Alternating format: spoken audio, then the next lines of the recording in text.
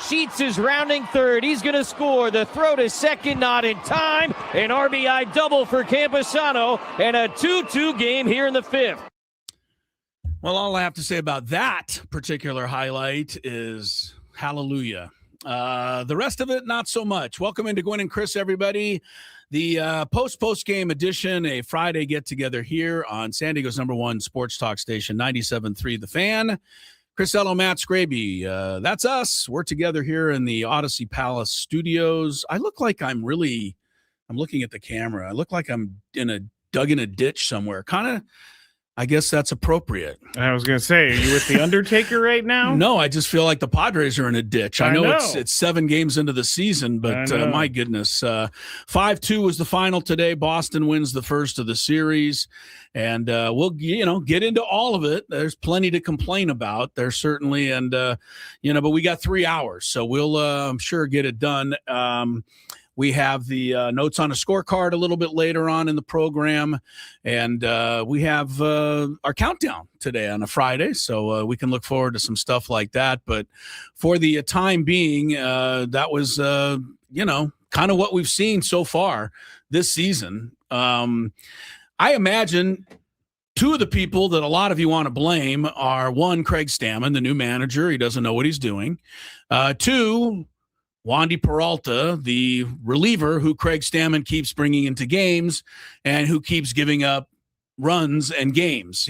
That's twice, really, that Wandy's performance has put the game out of reach. My lips are sealed, Chris. Right, and keep them sealed, and I'm going to tell you why you need to keep them sealed. Because Craig Stammen right now could bring in Goose Gossage in his prime. Craig Stammen could bring in Trevor Hoffman in his prime. Craig Stammen could start Tom Seaver or the 1975 Cy Young edition of Randy Jones. He could do all of those things, and they'd still be 2-5. You know why? Because they can't hit.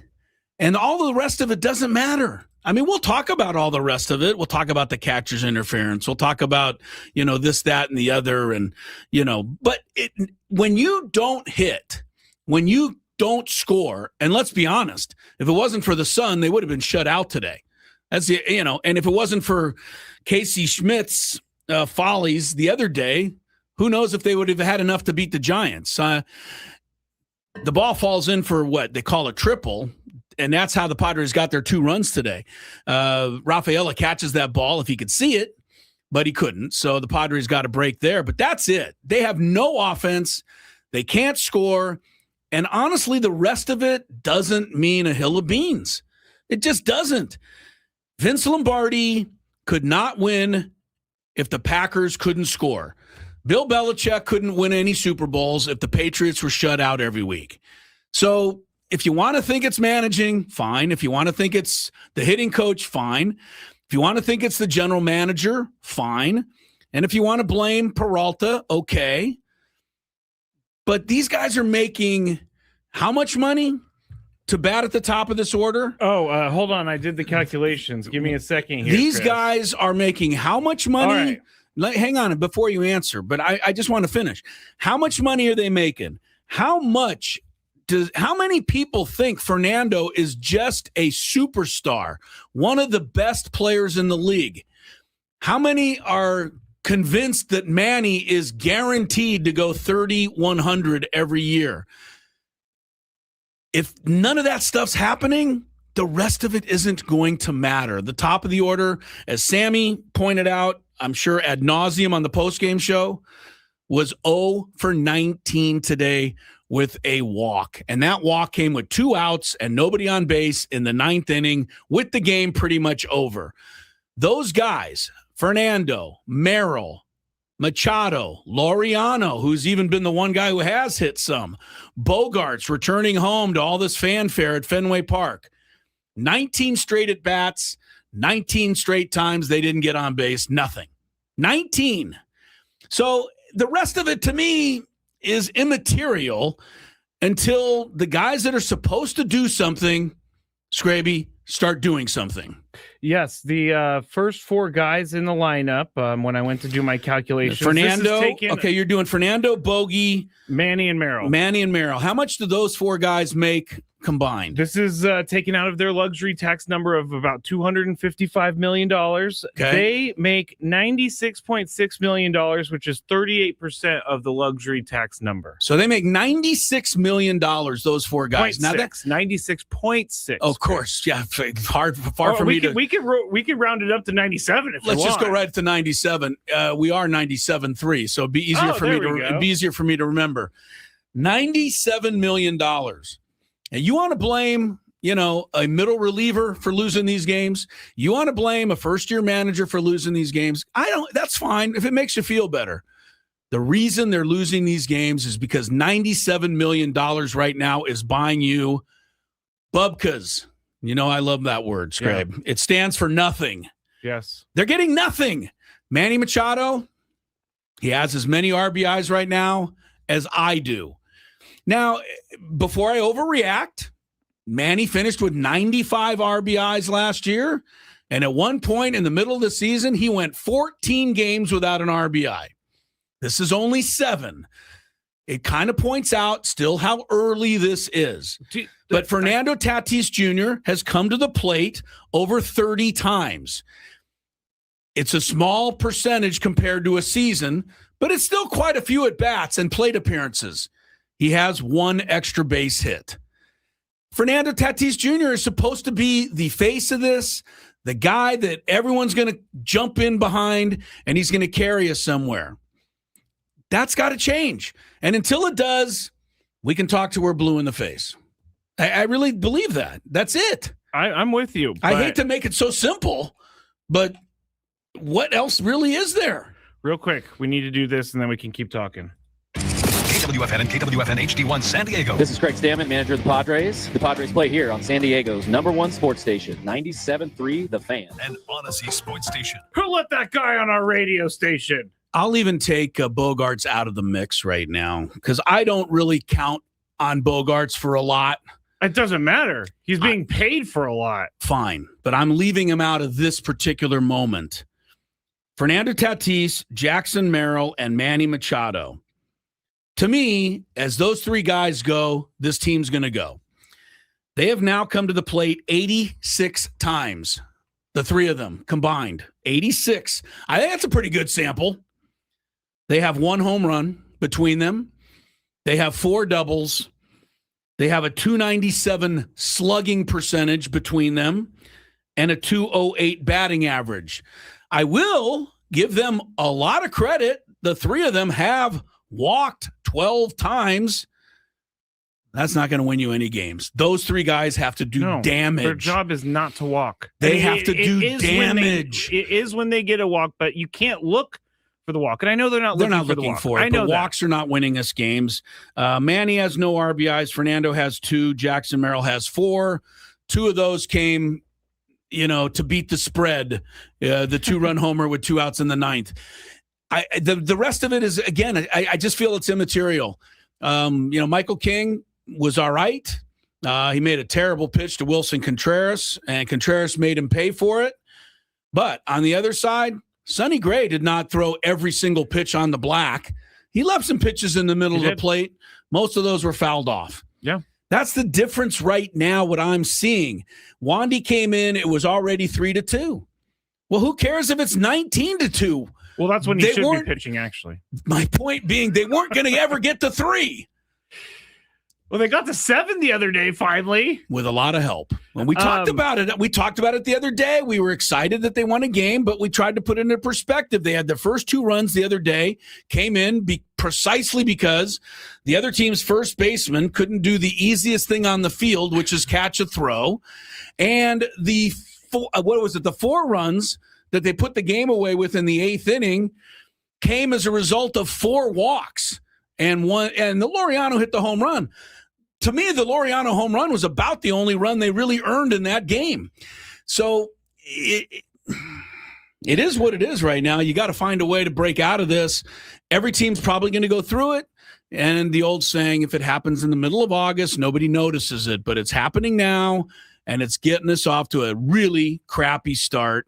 And, I think everybody's has a right to be at the very least frustrated. I don't know that concerned is fair. I think it's way early for that. Here's why I tell you why you can be concerned. Why I can be? Yes, because we have done this before, and it's not a comfortable spot. But when you're swimming upstream all year trying to get to 500, and I know they're only they're 3 games behind under 500. They're 3 games under 500. But when you're trying the entire season to get to 500, it's exhausting. It's exhausting for the players. It's exhausting for the fans. Yeah, but I don't care about you. I don't want to get too far behind. I know Manny starts slow, but we need Manny to start when the season starts. Let me just shoot that whole theory down about as hard as I can. Do you have proof? Do I have proof? The year they beat the Dodgers and went to the NLCS, if you go back to that season, they spent the whole first 100 games under 500. They would get close, they'd lose. They'd get to 500, they'd lose. I remember them losing the first game after the All-Star break that year to the Guardians 10-0, which I think dropped them again to 50-50. It was not good. And after that, they went lights out the rest of the season. They beat the Dodgers, took us all the way to the NLCS. I don't think that's the same season with the Guardians. Of course, all that happened in the same year. In 2022? What I'm saying is 7 games, it's overreaction by all of us. Yes. But what I'm talking about is trying to get everybody to understand why they're 2-5. That's all I'm trying to get. And why they're 2-5 right now is because Fernando's not doing anything, Merrill's not doing anything, and Manny's not doing everything. And as long as those 3 guys don't do anything, the rest of it isn't going to matter. Mm-hmm. You're right about that. There are very few teams, and the Dodgers are even included. Go 0-19 with your first 5 guys in the order. If you do, you're gonna take a lot of L's. A lot of L's. The Dodgers finally broke out of it, by the way, today. Ohtani hit his first home run, and Kyle Tucker hit his first home run, and I think they scored. Miles Michaelis. Well, yeah, Miles Mike. Why can't we face him? Maybe that would break us out. You know what, Chris? But I guarantee you the Padres make him look like Cy Young the day that they face him. Well, that's how you feel right now. Yes, I get it. I understand it's all jumbled together in my head. I just need this team to. And I know they're 7 games in. I'm not panicked. I still think they're going to be the team that makes the playoffs. But act like, you know what, these games actually count. It's just bad baseball to watch. What is bad about it, though, really? They're not kicking the ball around. Out. 1, 2, 3, out. Lawrence Welk innings? Yeah. Yes. A 1, a 2, a 3? I will say this. Yeah. You said Fernando's, not being a star, which I can agree at the plate, but he makes some pretty darn... Made a great attempt at that fly ball. He didn't catch it. It was a hell of a try. But it made me think of what you said. He is a superstar defensively. Fine. Padres are not going to the playoffs if Fernando's a superstar defensively. You're right. That's not going to get them to the playoffs. I'm all over the place. He can win all of the platinum gloves he wants to win. If Fernando doesn't hit 25 to 30 home runs, steal 30 to 40 bases, and slug in the 5 to 600s, or OPS at least in the 6 or 700s, they're not going to get where they want to go. You're not going to get carried there by Gavin Sheets. No. You're not going to get carried there by, Fermin or Campusano. You're not going to get carried there by sun balls. And you're not going to be able to rely on the ball getting lost in the sun every game. Eventually, somebody's got to hit, and those 3 guys have got to hit, and they didn't today, and they look crappy. They got 4 hits again. And instead of worrying about the 500 mark, the Padres right now have to be worried about the Mendoza line, which is the 200 mark, which is where their batting average as a team continues to hover around. They were 202 going into the game today. I assume they've fallen below the 200 mark after the 4 hits. And one last thing that just goes along with everything we've seen. Mayer hit the home run. Mm-hmm. It was 5-2. You know it. I know it. But I didn't want them to know it. The game was over. Yep. But you know what? They played like the game was over. Mm-hmm. They had 3 more at-bats after that Mayer home run. They went Lawrence Welk, and a 1-2 before Manny walked in the last inning. The next 8 guys all got out. They didn't put any pressure on Boston at the end of that game. And it does. It looks like they just rolled over and lost 5-2.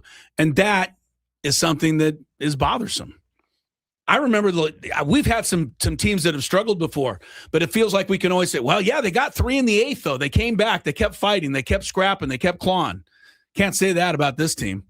Not doing anything. And that's not, it hasn't changed for me in in for a 7 couple days. Years. No, for a couple a years. Couple It years. feels, it sometimes they feels won 90 games last year. I know, they but couldn't have done this. They could not have done this all You're year right. last year. You're right. And won 90 games. I am a crazy person for thinking that, but at the same time, it feels like it's always like this, especially when we're in the midst of it. Can I remind you? Can I never just? end. I'm dealing with a crazy person here. Can I remind you that last year after 7 games they were what? 7-0. Okay, so it's not always like this. Stop saying that. Just as recently as last year, it wasn't like this. But it is this year. Fair point. And we got to get out of it. Fair All right, point. we're underway for a Friday. Gwynn and Chris. 5-2 was the score for Boston. Tell you what else is going on in sports. Like I said. Big news, Chris. Have you seen it? I don't know. Oh, breaking news about the NBA. All right, we'll talk about that when we come back, I guess. Yes. I hope I'll see it before then, and I'll share it with the rest of you. We have our notes on a scorecard later, so that will delve into everything that happened in today's game. And we got a countdown also coming up later in the show. Between now and 6 o'clock, it's Gwynn and Chris on 97.3 The Fan. From the 8th.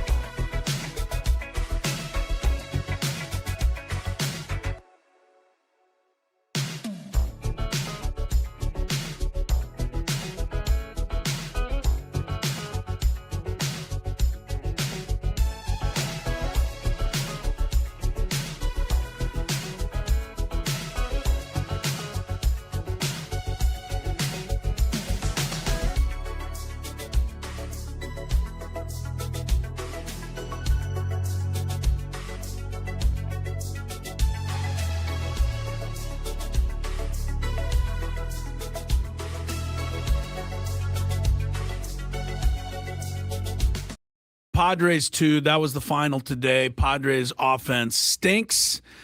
We will get into that much more in detail. Notes on a scorecard coming up in about 10 minutes. Padre fans, do not go anywhere. It is Gwynn and Chris on 97.3 The Fan. Tony is in Boston.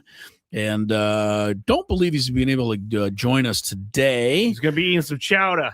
That's right. He's Chowda took the spot. No, he's got a couple of appointments that he's got to get to there. So we'll be without Tony, but we'll carry you through until 6 o'clock here this evening. There are quite a few things going on out there that I want to get to. I want to remind everybody we are at the Bill House Studios. We know how. First, just a couple of quick baseball notes because we're a baseball radio station here.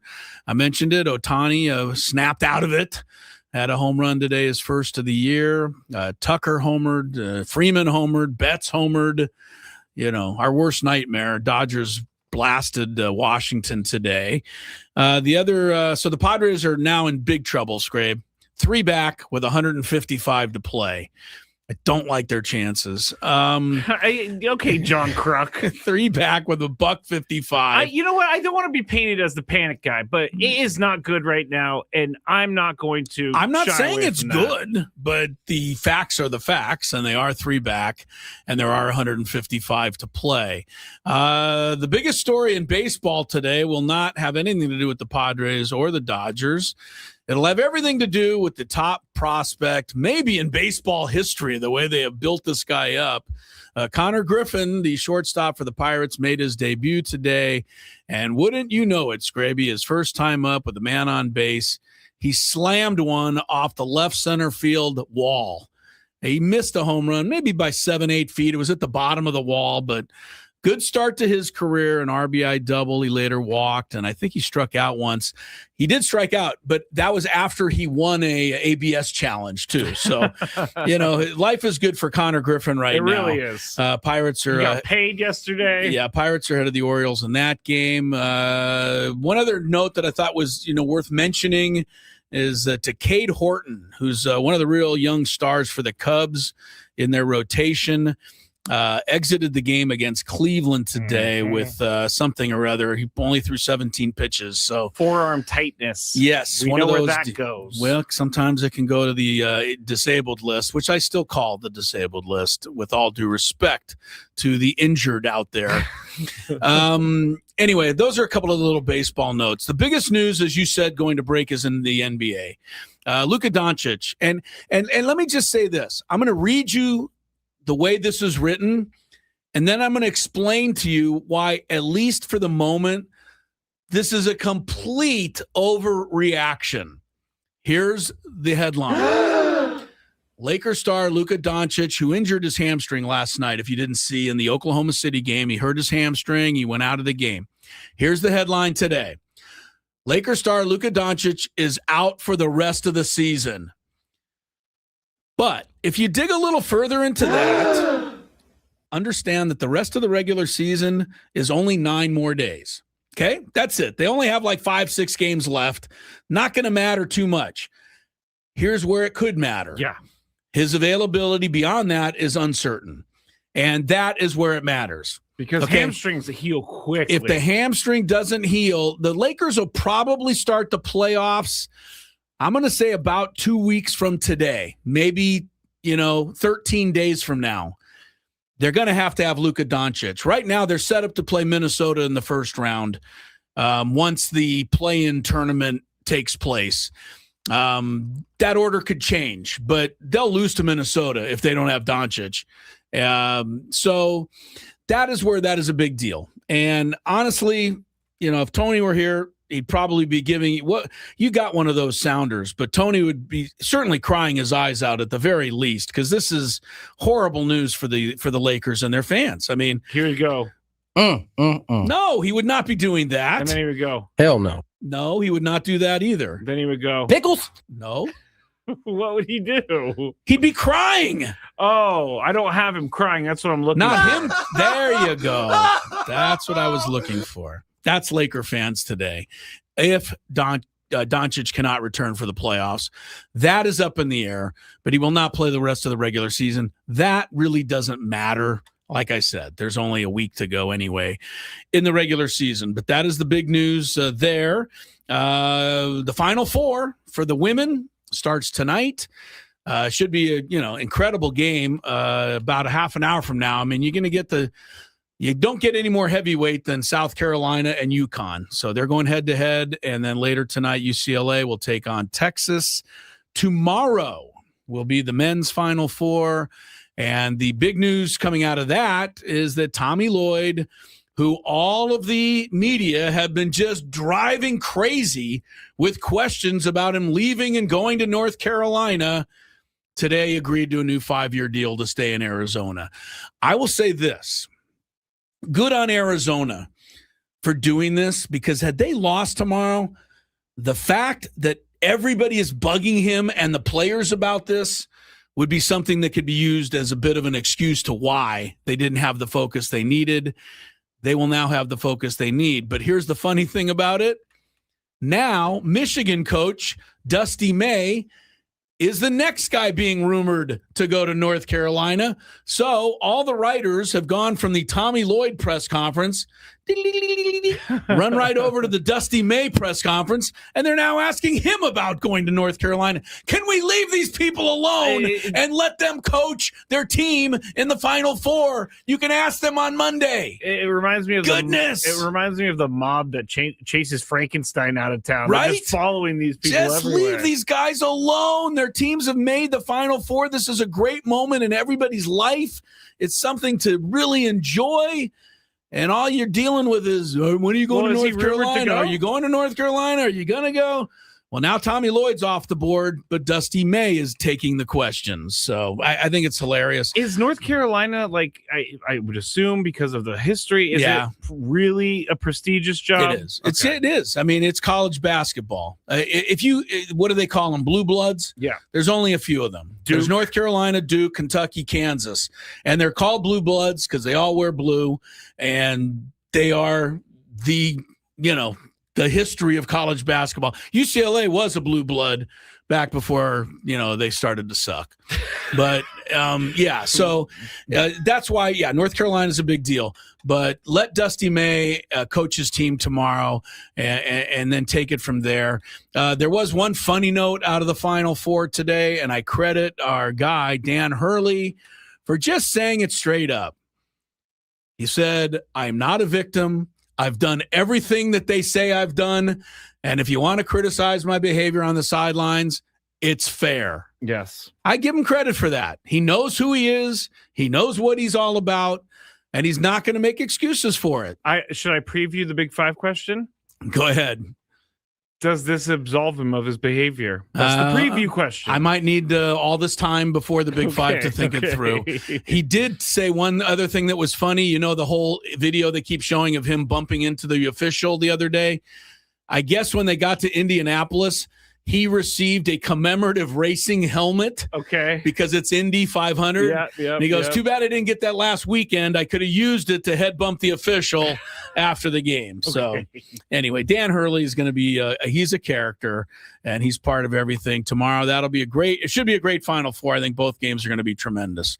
All right, we'll take a quick timeout. When we come back to the Padres, back to a 5-2 loss in Boston today, back to a game that didn't look very good. Back to a game in which it's fair if you want to say, they just don't look like they care that much. They're just kind of going through the motions. There's not a lot happening out on the field to argue against that. And, the bats are dead. They are flat out dead. And we will discuss everything that happened today in Beantown with notes on a scorecard when Gwynn and Chris continues. Whoops. I was watching the show, Chris. Ben and Woods. I actually got in trouble once when I worked at the bank for looking up a celebrity, and it was totally wrong on my part. Totally wrong. Looking up their account number? Just I searched their name in the account system, and what is wrong with you? I was like 19. You'd be better off. You'd be better off admitting that you wore your underwear inside out. Frankly, This guy is just searching up people's accounts. It only happened that one time because I got caught. How did you get caught? The account was flagged, and anybody taking a look at it gets logged. And so I got called into the boss's office like 3 days later. What did that come? I'm sorry, I gotta ask, but nobody's supposed to be doing this preview. What did that conversation? How did it go? Well, Like, why were you looking up Paris Hilton? Is that who it was? I can neither confirm nor deny. Oh my god! I can neither confirm. That's really funny, Chris, that you just yelled out that name out of all names. No. But I walked in, I got called into the office, and I sat down, gosh. and all my boss, I loved her. She was great. Her name was Sharon. Amazing boss. She just slid the piece of paper in front of me. You knew Said, what time did you it was. visit this account? And I looked. Yeah. She was like, we're going to have to write you up for this. And if you do it again, we're going to have to fire you. And I said, I'll never do it again. And I got out of there as soon as possible. I took everything, but it was not good. Not good. Just curiosity, huh? He's like, I wonder how much they have in their account. Yeah. I mean, before I got caught, I did look up athletes. And, Oh my god! I'm so glad you're sitting in this seat now. Yes, I'm so happy you're not doing any bank. job that can be dangerous to people's futures. this was in the first year that I was there. I learned my lesson I, thoroughly. Chris, as I said, as soon as they walked in, they was like, Yeah, that's that our window. guy right there. That's our window. We're gonna take him down. Yep. Just lucky I didn't get caught for like. I can't even say. I'll tell you guys off break whose account I saw It's and how diabolical. much money they had sitting in their checking account. And this was how long ago, too, by the way? Ooh, 2009, 10. Way before I became a good person. Didn't Bank America end up getting in trouble, or was that? It was one of those banks got in trouble. all of them get in trouble Yeah. for selling information, but I heard folks like you. I wasn't selling any information. I was just wanting to see what was going Just on. curious. I didn't check their account activity, You which I just could check- have been like, oh, they bought this here. I'm going to go up there. You know, I'm not that creepy. Well, that's stock. Oh yeah, you're not that bad. I'm not that creepy. This is amazing, by the way. We're supposed to be doing. How are we supposed to do baseball picks under I these don't think we can circumstances? anymore. I think we gotta push it. You guys never did it? Well, I mean, No, Scrape. We didn't. We didn't do it. Really? okay. Like you work at a bank, you're looking at people's account information? That's unbelievable. It only happened for a little bit, and then I got in Only trouble. for a little bit. I can't stop laughing at this because it is quite hilarious, Scrape. But you were saying that I may have gotten robbed or whatever. I actually did get robbed when I worked in San Francisco, and they're called quick change artists. how long did you work in the banking industry? 8 years. I was a teller supervisor when I finished. I was also the merchant teller, which took in around $150,000 in cash a day. Guess what? Always balanced at the end of the day. Yeah, I bet. But there was a guy who walked in. He had about $5,000 in hundreds, and he handed it to me. He said, "Can I get 50s for these?" And I said, "You know, it's pretty annoying that he wants $5,000 in $50s hundreds. hundreds, and he wanted $5,000 in 50s. He just wanted 50s instead of hundreds. So I had to go get it from the vault. I come back. I'm starting to count it out, and then he's like starting to ask me questions as I'm counting it out. He's trying to mess. And then What did I tell you, Chris?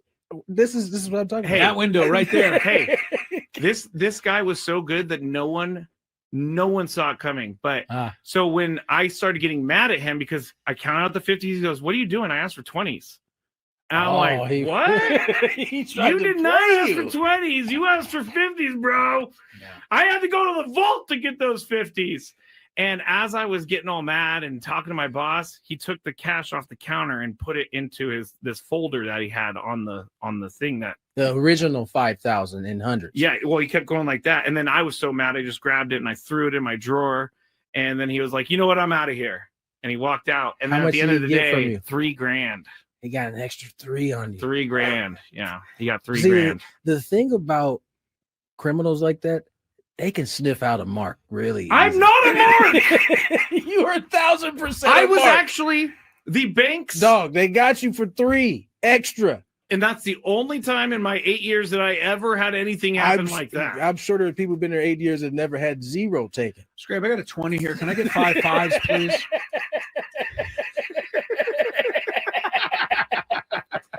I hate you guys. Let's get to That was one of the worst moments of my life, but you know what? It taught me a lot. Never trust anyone ever again. you know what? You definitely have learned because you don't trust very many people. I don't trust anyone anymore. You are I actually got in trouble once when I worked at the bank for looking up a celebrity, and it was totally wrong on my part. Totally wrong. Looking up their account number? Just I searched her name in the account system, and Scrappy. What is wrong with you? I was like 19. You'd be better I off. thought it was You would be cool. better. You'd be better off admitting that you wore your underwear inside out. Frankly, This guy is just searching up people's accounts. it only happened that one time because I got caught. oh, How did my you get caught? goodness. The account was flagged, and anybody taking a look at it gets logged. And so I got called into the boss's office like 3 And days what later. did that come? I'm sorry, I gotta ask, but no, we're supposed to be doing this preview. What did that conversation? How did it go? Well, Like, Why were you looking up Paris Hilton? Is that who it was? I can neither confirm nor deny. Oh my! I can neither goodness. confirm. That's really funny, Chris, that you just yelled out that name out of all names. No. But I walked in, I got called into the office, and I sat Oh my down, gosh. and all my boss, I loved her. She was great. Her name was Sharon. Amazing boss.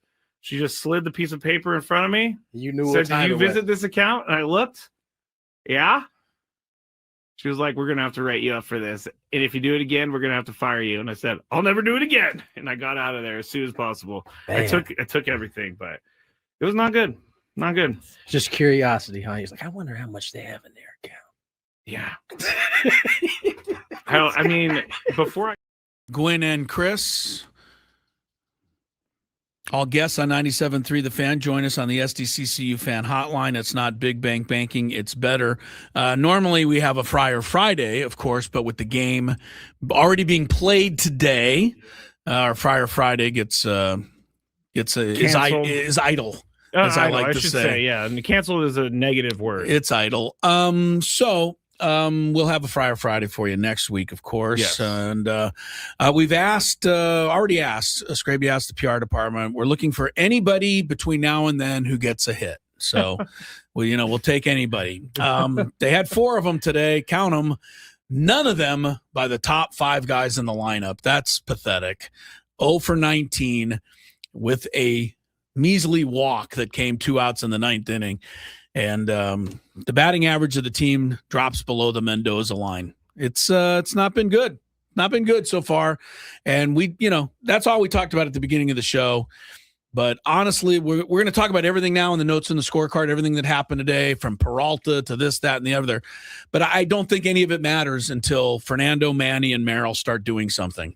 And, so that's kind of where I'm sitting.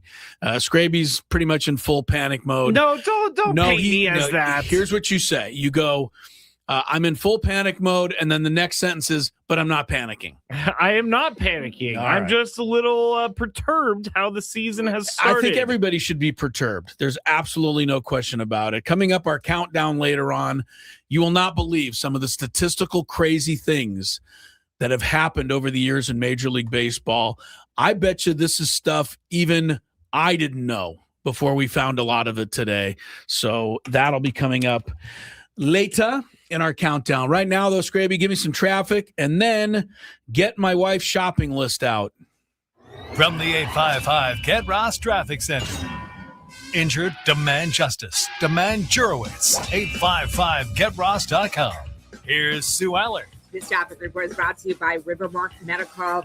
Hitting those brakes westbound on the 8 just before the 67. You got a breakdown and one lane is blocked. Rivermark Medical is conducting a rapid 3 study for FlowStent, a minimally invasive device designed to relieve symptoms from BPH. Men 45 or older suffering from frequent, painful, or difficulty urinating may qualify. Learn more at rivermarkmedical.com. That's rivermarkmedical.com. I'm Sue Aller with Gwynn and Chris, San Diego's #1 sports station, 97.3 The Fan.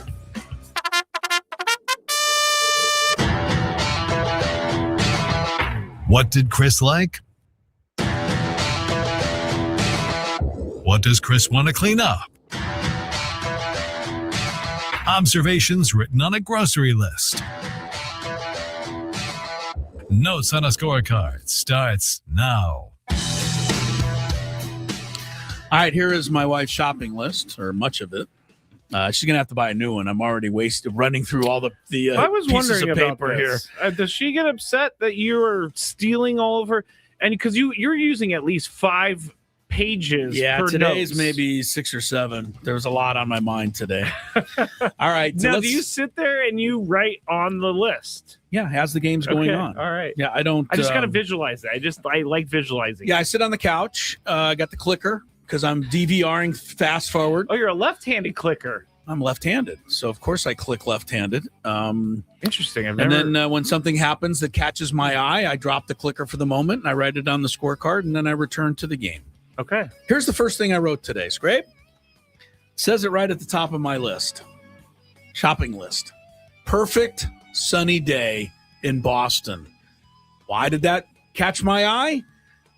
Because it's nice to know that the weather people in Boston are as terrible as the weather people in San Diego are. Okay, this was the forecast. The snow was forecast a week for ago. snow. Oh, wait, stop yelling that. It wasn't even close to snow.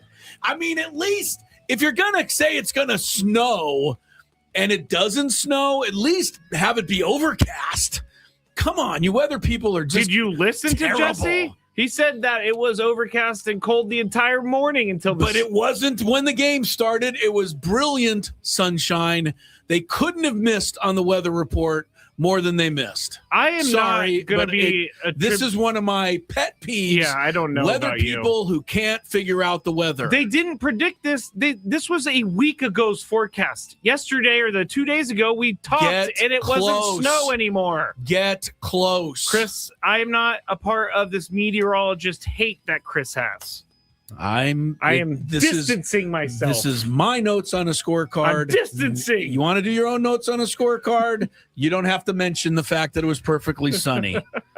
But I do when I'm expecting snow in the forecast. I'm just going to keep telling Chris it's going to rain just so he gets angry. Xander Bogaerts came up in the first inning. I realized right away they love him a lot more than we've ever come to like him. He's never gotten that kind of ovation here. Took his helmet off, tipped it to the crowd. All I got is the eek face emoji. The poor guy practically gets booed when he comes to the bat here. Yeah. They still love him there. Yeah. First inning went about as I expected, with one team hitting 202 and the next team hitting 208.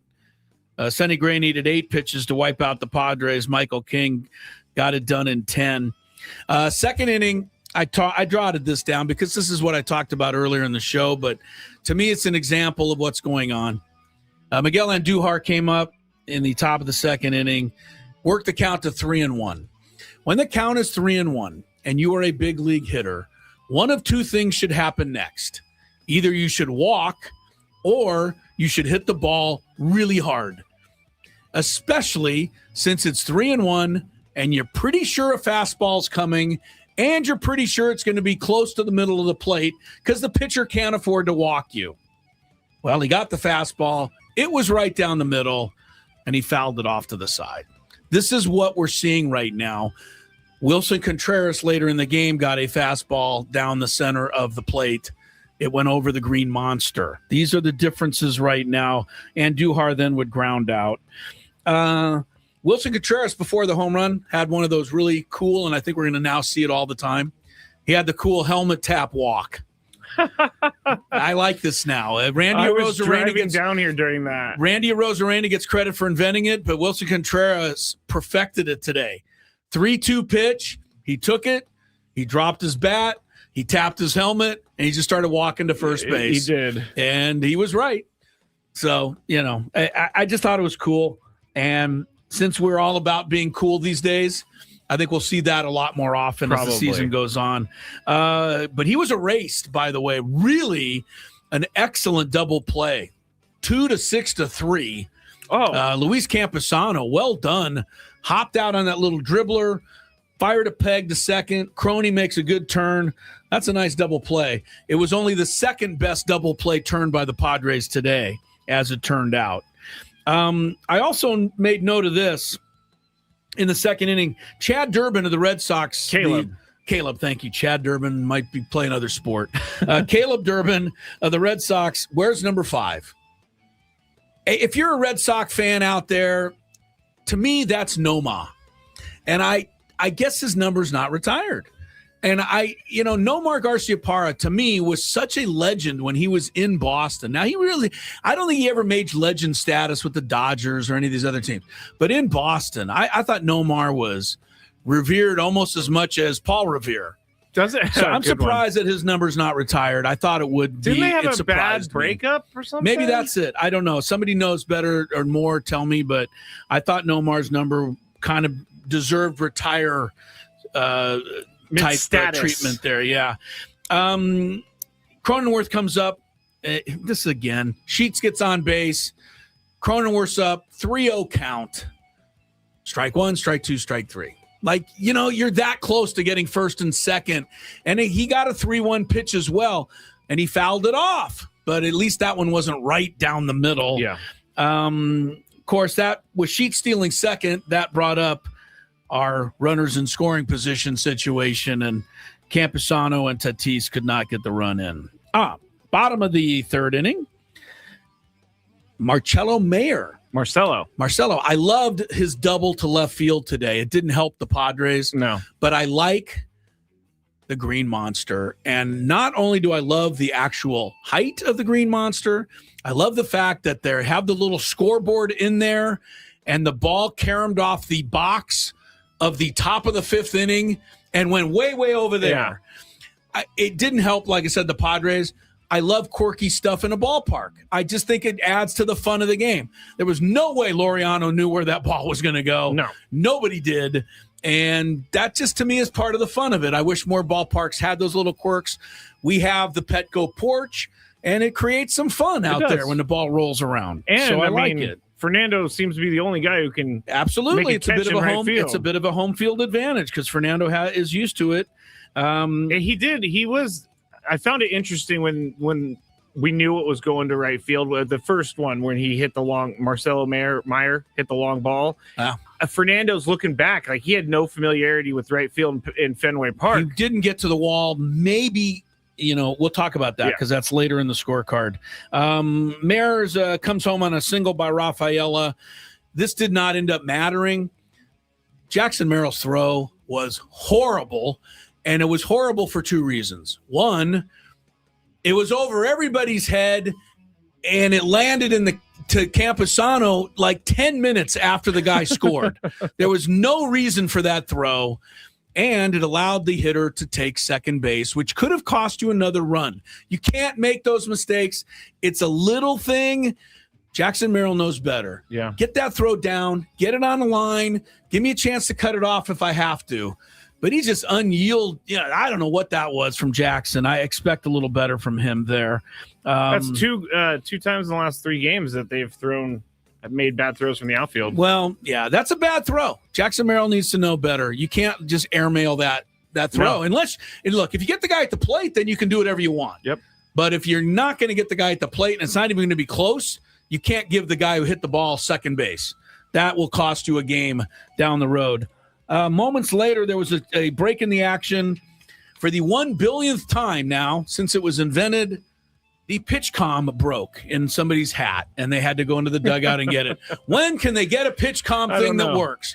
We have technology for everything, Scraby, but at least once a game, the pitcher goes, I can't hear, the catcher, I can't hear. I wonder how much of that is just reset, like giving some time. I know you're not allowed to talk during the whole pitch comm thing. I don't know what it is. I don't know, but it seems like it happens, everything.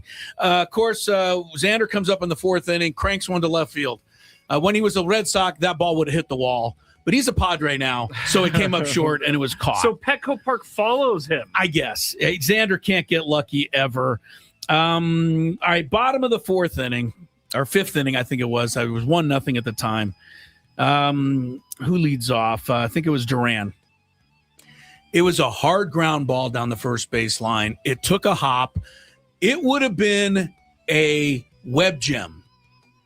Sheets, dives, it bounced just over his glove. That's a double.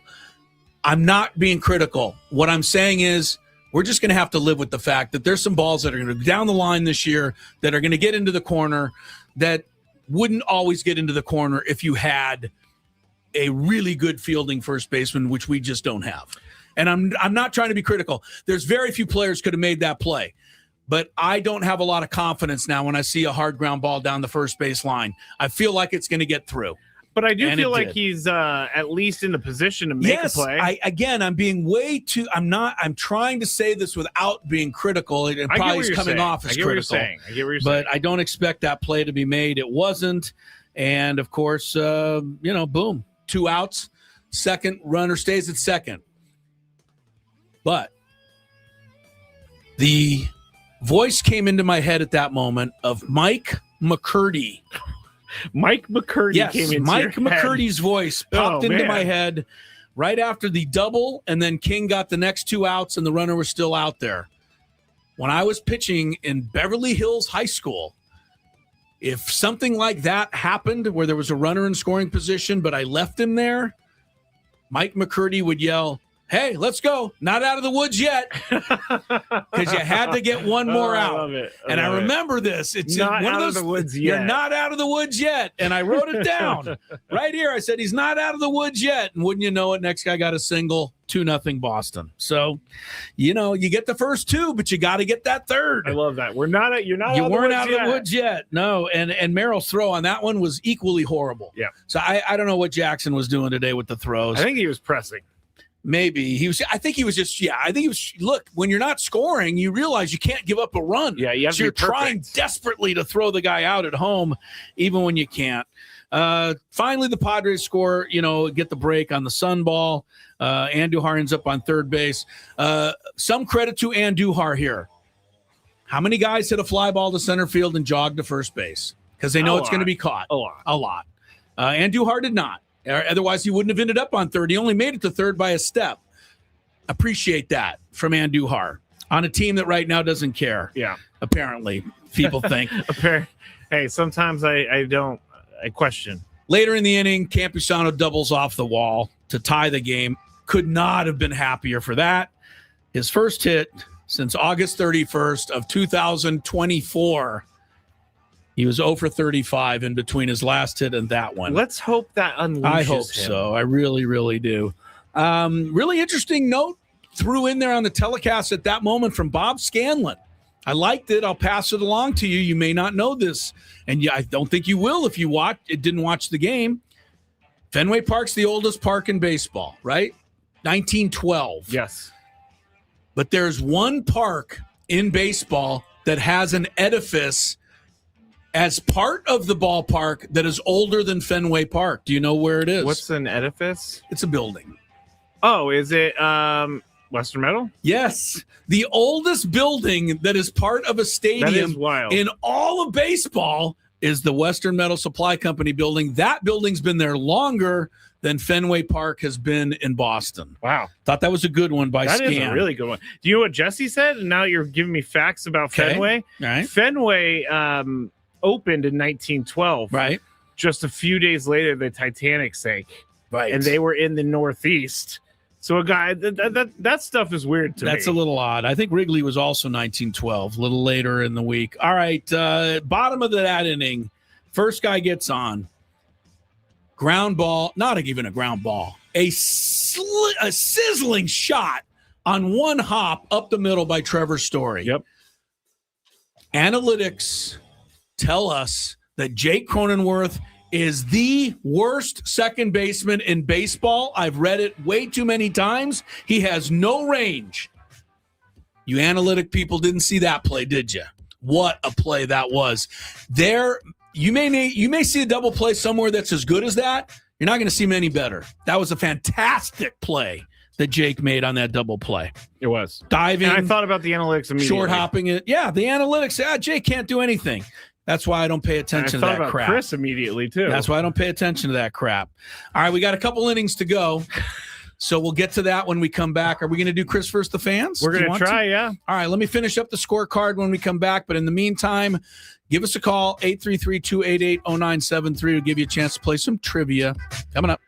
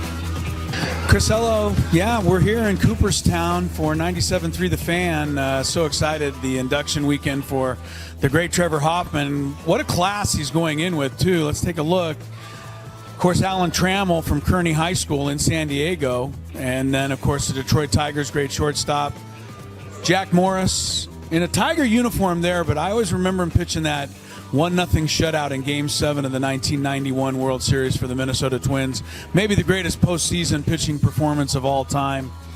Chipper Jones, Padre fans remember him. Every fan of a National League team remembers him because he would come in and do damage to that team.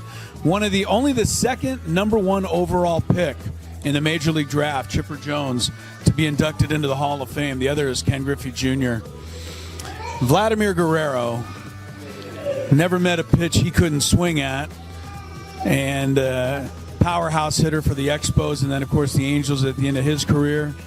Jim Thome, over 600 home runs, mostly with the Cleveland Indians. And then, oh yeah, the guy down here on the end who used to get all these guys out all the time, Trevor Hoffman, the greatest Padre reliever of them all.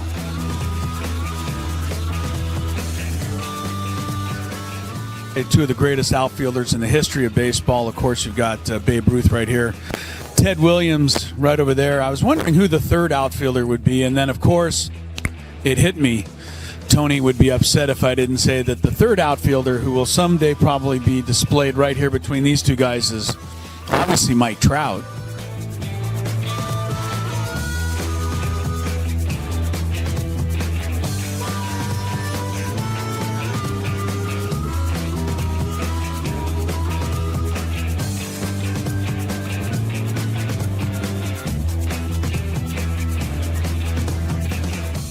And this is the San Diego Padres locker room here in Cooperstown.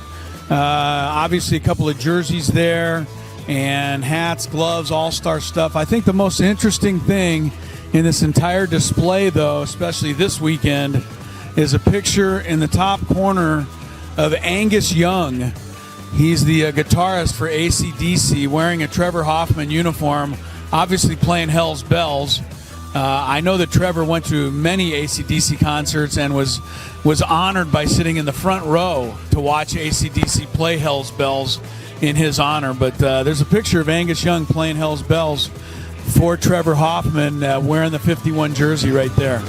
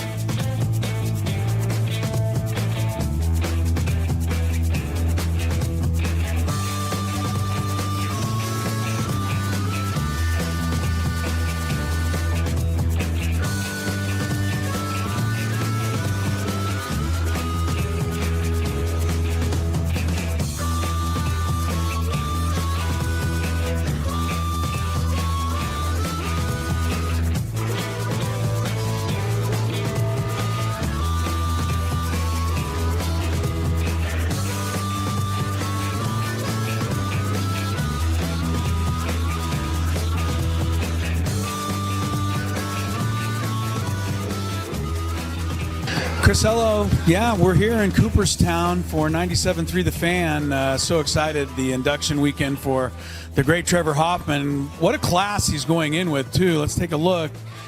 Of course, Alan Trammell from Kearney High School in San Diego. And then, of course, the Detroit Tigers' great shortstop, Jack Morris, in a Tiger uniform there, but I always remember him pitching that 1-0 shutout in Game 7 of the 1991 World Series for the Minnesota Twins. Maybe the greatest postseason pitching performance of all time. Chipper Jones, Padre fans remember him. Every fan of a National League team remembers him because he would come in and do damage to that team. Tony Gwynn Jr.'s in Boston, where the Red Sox beat the Padres 5-2 today. We were finishing up the notes on a scorecard. I didn't really have much else after the great Jake Cronenworth double play, other than the fact that the Red Sox won the game with those 2 home runs. We also talked about Wandy Peralta, and if you want to blame him, fine. He's not doing the job for sure, but he's not the reason they're 2-5. The lack of hitting is. I did have this one note before we get to Chris versus the fans. Xander Bogaerts leading off the 9th inning today. We've talked about this. There's a 3-1 count. He's the leadoff hitter. He's got to get on base to get something started. The next pitch from Chapman was this far outside, half an inch, whatever it was. The Padres had 2 challenges left. You've got to challenge that. You have to. I feel like they're going to. If they rule against you, it's strike 2. So be it. And it was strike 2 because that's what the ump called. Yeah. But if you get that call, which in this case you would have, now you've got a leadoff walk. That's a huge advantage. Like Manny, you have to challenge right there. You have to. I get it, and I felt like Manny did what you wanted when he challenged that by pitch that inside. time, it was 2 outs. I know. I feel like they're going to get better at this, though. Yes, but why aren't they good at it yet? Why do I know what to do and they don't? Because That's what bothers me. Because they're standing in the middle of a stadium with 40,000 people, and the situation is crazy. That's a nice excuse, but Xander Bogaerts should have gone to the batter's box with one thing in mind: get on base. And all he had to do was tap his helmet, and he would have been on base. And after Chapman struck out Merrill, Machado walked, which would have brought Laureano to the plate with the tying run. You can't make mistakes like that. I'm sorry. I'm not disagreeing with you. All right, that's it for the scorecard. I've twisted myself into a tizzy with this Padre loss today. Let's have some fun and play some Chris versus the fans. 833-288-0973. If you'd like to dial in, we'd like you to play. You have a chance to win some fun stuff. Scraby, take it.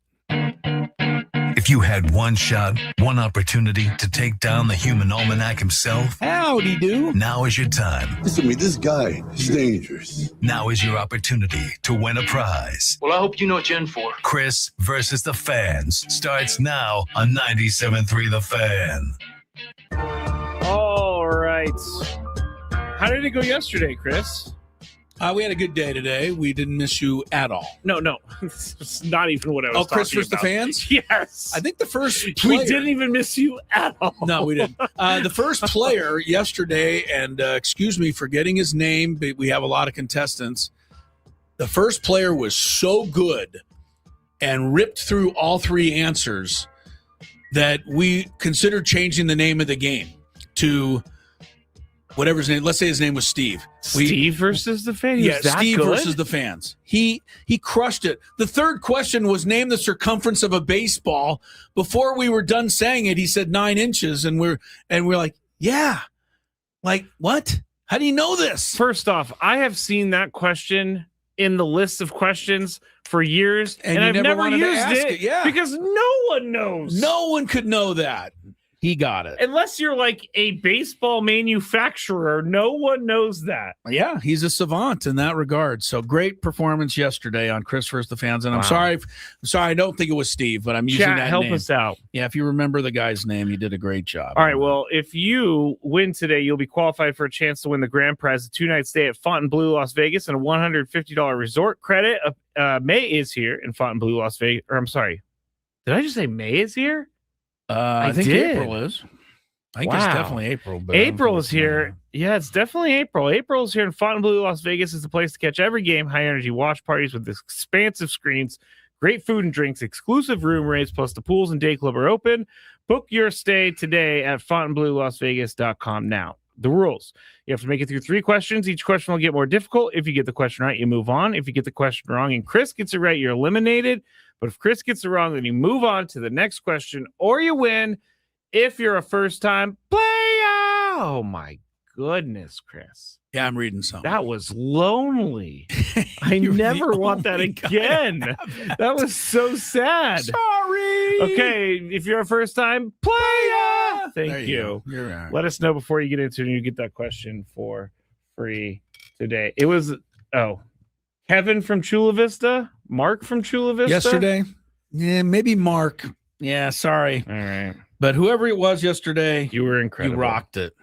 Okay, let's go to our first contestant for today, and we shall go to... Let's go to Jake. Hello, Jake. Hey, how you guys doing? Hi, Jake. Pretty good. Welcome to Pretty it. good.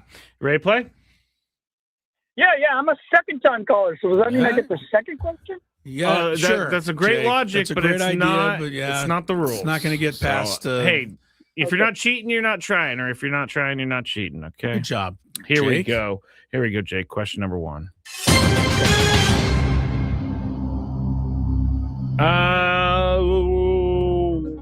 What team beat Duke in the NCAA tournament What year?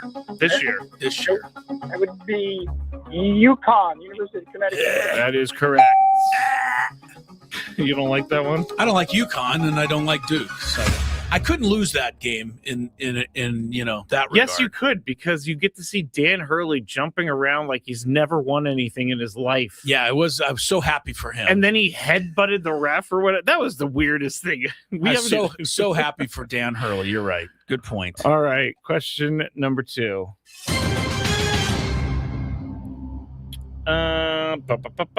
What Major League Baseball team got the first win of this season? It's number 2. Yes. Okay, so the debut team. I'll tell you, it wasn't the Padres. Very No, it good, was Jake. not. Jake, you're pretty sharp. Oh, God, the first team to win. The Yankees. You got it. There Came you up with it. go. Very good. I thought Came I would up with trick a couple people there. it. No tricking. No tricking. All right, here we go. Question number 3. What team did Fernando Tatis Jr. hit his first career home run against? We asked this before, maybe. No, I asked the first hit. First hit. Okay, this is first home run. Yes. Supposed to know that. It's a shot in the dark. Totally shot in the dark. I'm going to say the Dodgers. Dodgers. I mean, he does crush the ball at Dodger Stadium. Stay there. I thought he did it against the Diamondbacks, but that might have been like his 3 home run game. But I'll say the Diamondbacks. I don't know. Both were the Diamondbacks. Oh, You did. man. Sorry, I Jake. pulled it Thank you out, for Jake. playing. Sorry, Jake. A rarity. A rarity to get to question number 3. Yeah, I pulled it out there on that one. Yeah, Sorry. Diamondbacks. He loves to do things against the Diamondbacks, apparently. Yeah, okay. Let's go to our next contestant, Mike. Hello, Mike. Hey, Mike. Hey there. Welcome Hey there. in. Second-time caller. You're what? I'm sorry? Also a second-time. Oh, okay. All right. I love again, it. We're getting a run of the second timers. And guess what, Mike? You're also not going to get the second question for free. So, but we appreciate you telling us. All right, Mike. Here we go. Question number 1. Aaron Judge played college baseball at what Mountain West school?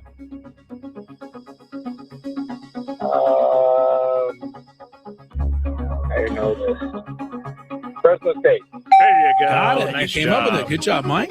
Yep, Fresno State played right out here at the old Tony Gwynn Stadium, and I remember some people went and saw him and said he didn't look anything special to them. But that's funny. That's the crazy part Right. is that there is a future Major League Baseball superstar. He was just crushing the ball. Yeah. But, All right, Mike. Question number 2. What team did Shaq start his NBA career with? Start his career. He finished with every other team. Yes, he did.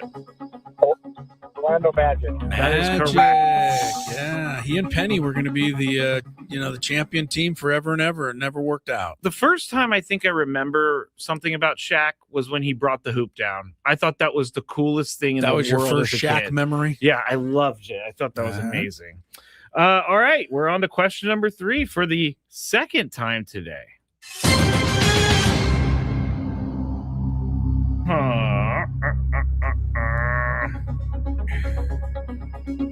What 2 NFL teams were involved in the Fail Mary game?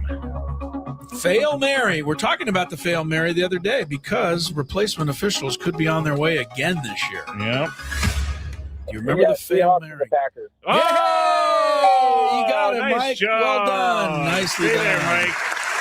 Very good, Mike. Stay on the line. You are the winner of Chris vs. the Fans today. It's the Fail Mary game where they threw the desperation pass. I think the Seahawks threw it. It was either caught or intercepted, depending on which referee you looked at. It really was. One guy went like this for touchback because it was intercepted. The other guy put his hands up for touchdown, and the two of them looked at each other and said, "We have no idea. And we had a problem." They ended up ruling in favor of the touchdown, and the Seahawks won. I can't show the play. Don't but let's recall listen to it. Oh, you got the sound. It is the Seahawks. Russell Wilson's the quarterback. Golden Tate's the one who's the receiver. What do you have? Let's hear it. Rice is 6'4". Moore is 6'6". They're all to the right. Tate's the lone receiver to the left. 4th and 10. The Packers playing at the goal line. As Wilson scrambles to keep it alive. The game's final play is a Wilson lob to the end zone, which is fought for by Tate with Jennings simultaneous. Who has it? Who they give it to? Touchdown! And then the Packers are all like, no, that's ours. That's ours. Mike Tirico thought it was a touchdown. Yeah. Well, he was right, as it turned out, but the Packers will never agree with that. So no, they will not. One of the great moments in football history. And you know what? We're going to be headed for it again. I cannot believe that the NFL is going to allow us to have to watch replacement officials in a league that already has credibility problems. And has a jillions of dollars. Right, at stake. I know you don't, you can't just be a referee and be like, I want this or else. It is so tough to referee football. My heart goes out. I know a lot of high school referees in town and guys who do this. It's so tough to do. You need the experience. You need to be out there to watch this stuff over and over and over again. We can sit at home, but we get replay. They don't. They do an incredible job. These guys are the best athletes in the world. You know, and you know what the second best athletes are in the world? 70-year-old field judges who run down the sideline with their arms raised. They're riding right next to Jerry Rice. It's like the same speed. I don't know how those guys do it, but sign them up. Yeah, they've got to do something with. They can't let replacement officials in again. It's the league already has an issue with that. It does. I mean, we finally stopped calling unnecessary roughness every time Patrick Mahomes goes down on the turf. We're making strides, but we can't do this kind of thing. See, can you imagine a referee seeing a hit and not throwing a flag, and then the NFL being like, what are you doing? You're not protecting our product. Yeah. All right, we'll take a quick timeout. We got the countdown, or are you going to do We're going to do Big Five at 4:40, countdown 5:40. All right. The countdown's going to be really epic today, I feel. Speaking of epic, hope everybody got a chance to hear our first epic Padre Roundtable yesterday. It's back every Thursday. So if you did miss it this week. That was fun yesterday. 9 a.m. Next Thursday, the Epic Roundtable, brought to you by Epic Wings, I might add. It was delicious yesterday.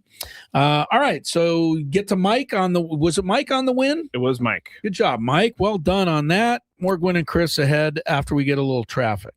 From the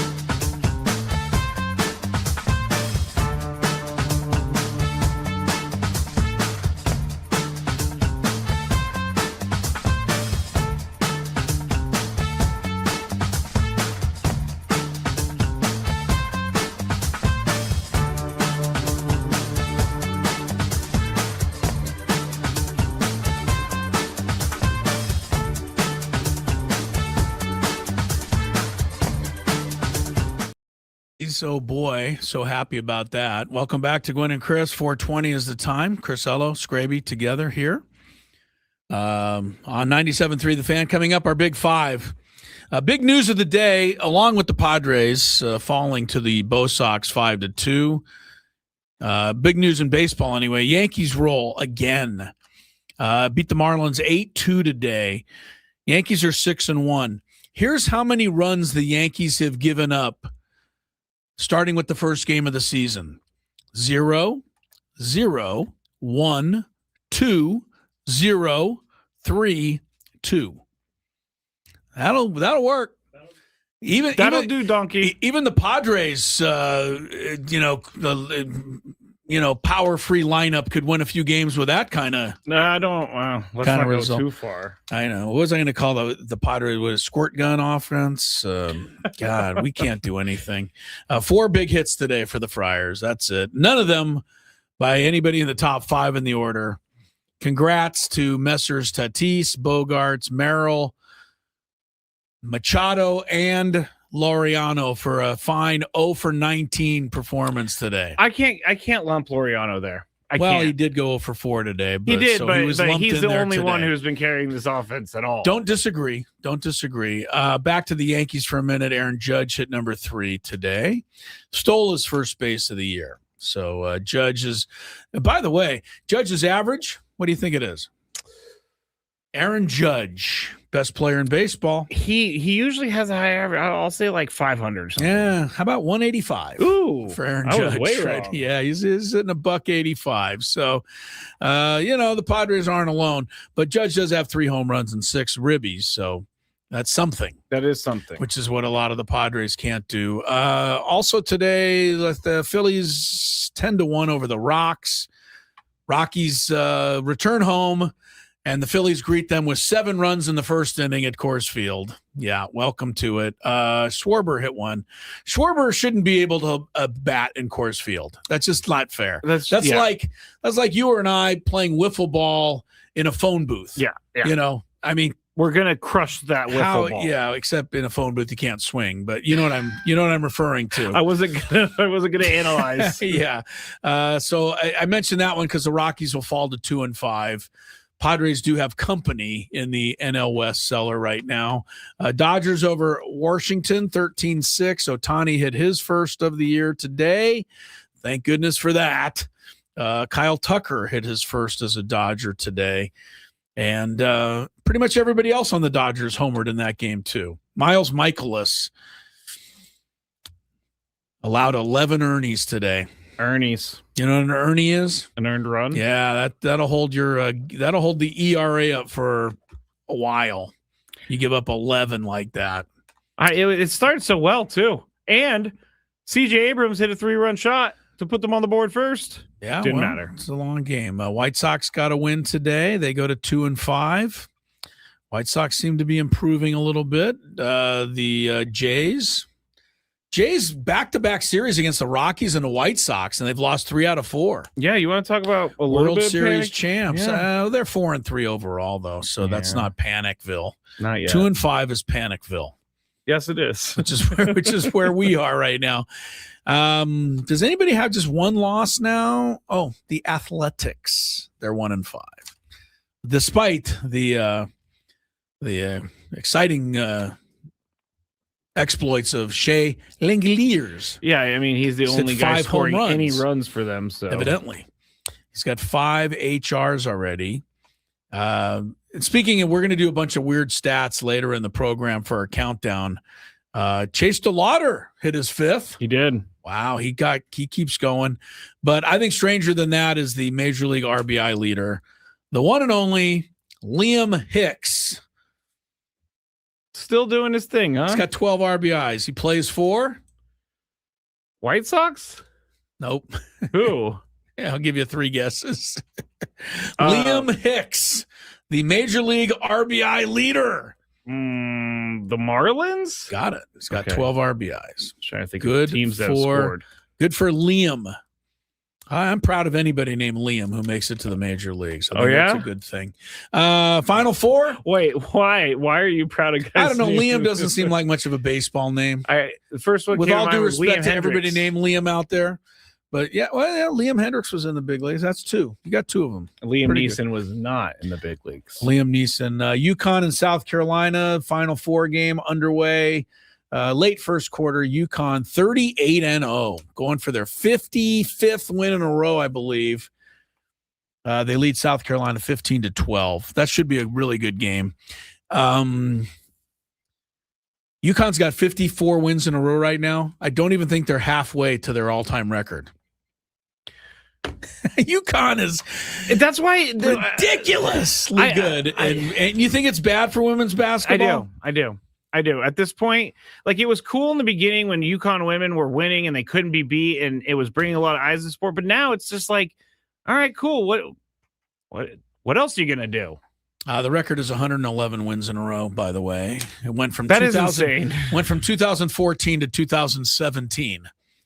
Ended in the NCAA semifinals with a loss to Mississippi State. You can't be the team that ends that streak. Mississippi State ended it in 2017. I would be a little less excited about what UConn women have accomplished if it weren't for the fact that I think Gino Auriemma, although a lot of people think he's, kind of a... I mean, how else? Is he a shady character? No. Oh, God, no. Oh, he's a genius. I think so. I think he's a great coach. I think his teams play the right way. And every time I've ever heard him interviewed, all he wants is what's best for women's basketball. He's a bit of a hard guy to handle. Yes, he is. But he's successful. I don't expect him to be, any different than he is. But he came on the other day. He said, "Look, I mean, we got new. They're unpackaging new basketballs for these games, and we can't shoot. You're making our own game look bad." So he'll be critical when he needs to be. And if it wasn't for Gino Auriemma, a lot of the women teams would not even get what they get. He was the one. Remember when we did the story 2 years ago about the weights? Yeah, the weight room at the NCAA tournament for men as opposed to women. It was like worse than a hotel. It was a freaking joke. and it took people like Gino Auriemma to point it out, so the NCAA has to get with it. And I do like that he at least is not just sticking up for his team. He's sticking up for everyone. That's what I'm saying. So I appreciate Gino Auriemma. Although I do remember many, many, many years ago when they played the Aztecs here, we tried to get him on the show, and UConn got back to us and said, we'll give you the assistant coach. And my thought was, I didn't want that. This is Gino Auriemma. This is women's basketball. This is 10, 12, 14 years ago before UConn was UConn. I thought he's already that arrogant. Yes, he was. Not come on. And by the way, what did I say? No. I said no to the assistant coach. Ooh. That's right. Don't mess with me, man. You want to produce the show? Because I'm too nice. 15-15 at the end of the first quarter. Dawn Staley trying to pull off the upset for South Carolina. Break time, Big Five next on Gwynn and Chris.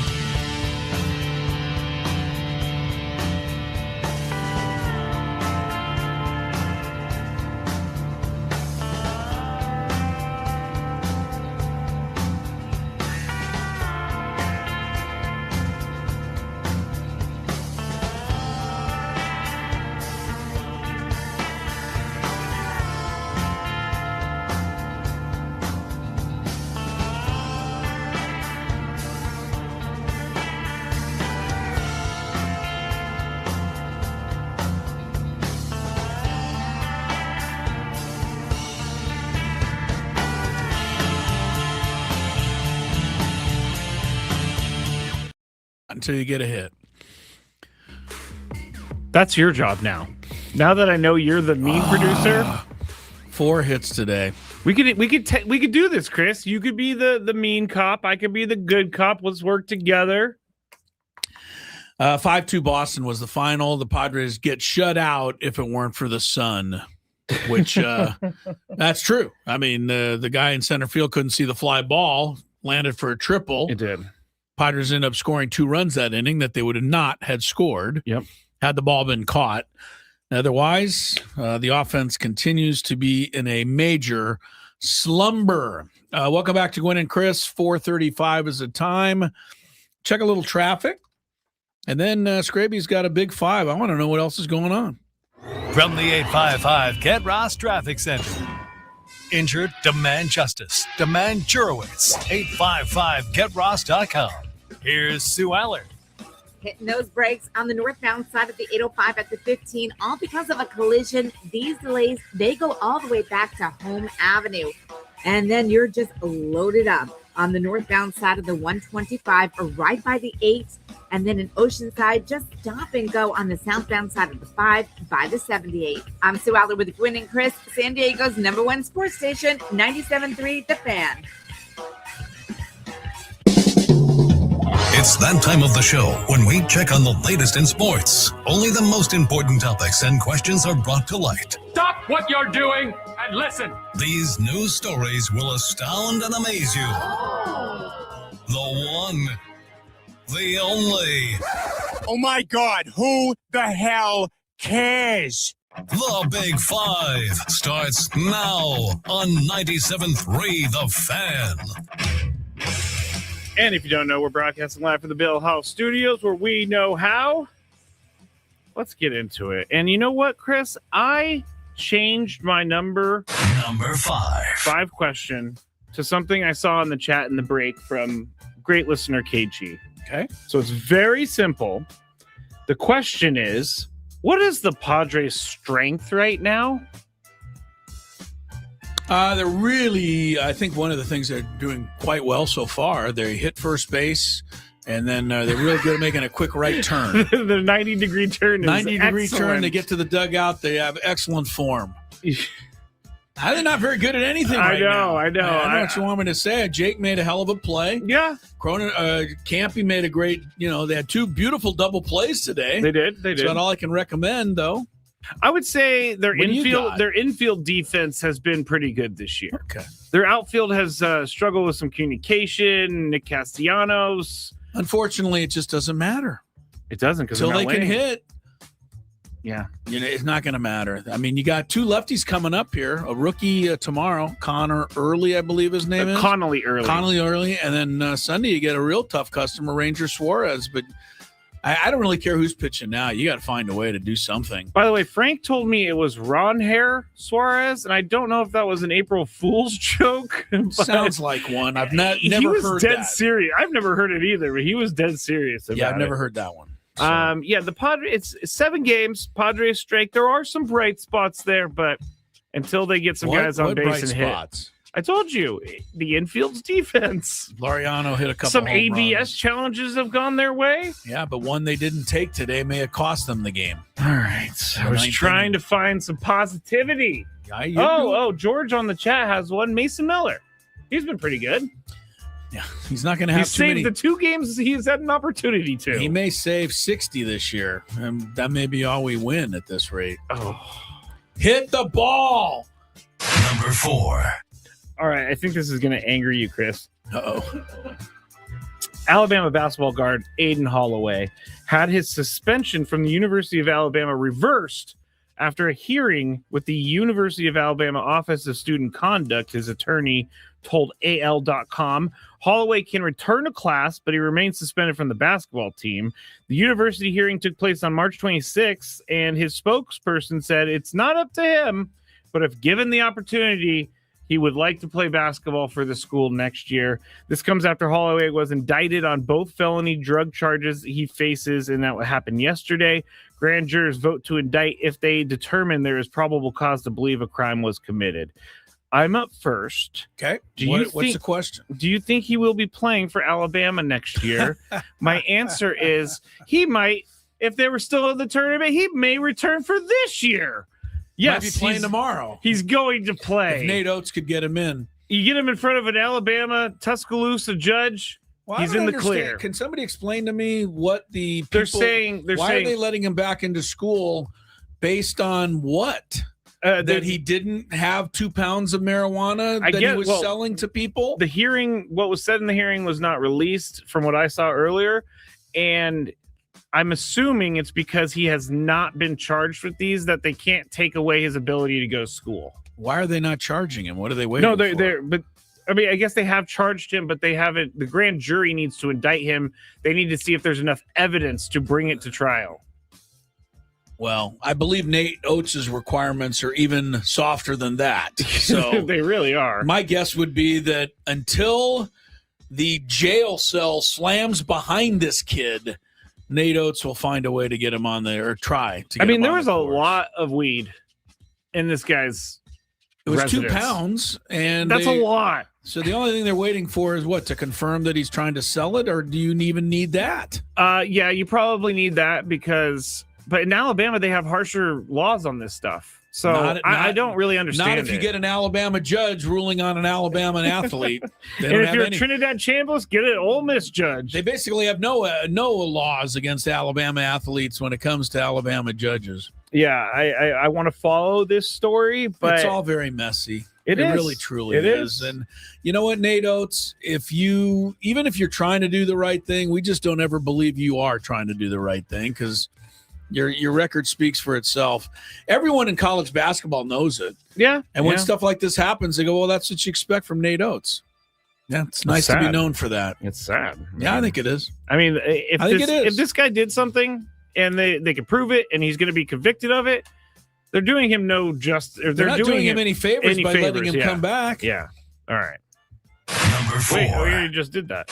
Number 3. UConn head coach Dan Hurley had a surprising response to criticism surrounding the way he acts on the sideline. He said Dan. in a press conference, quote, "I'm not a victim. I've done everything. I did what I did. Yeah. We don't allow victims in our program, and I'm not a 53-year-old man sitting up here like I'm some victim.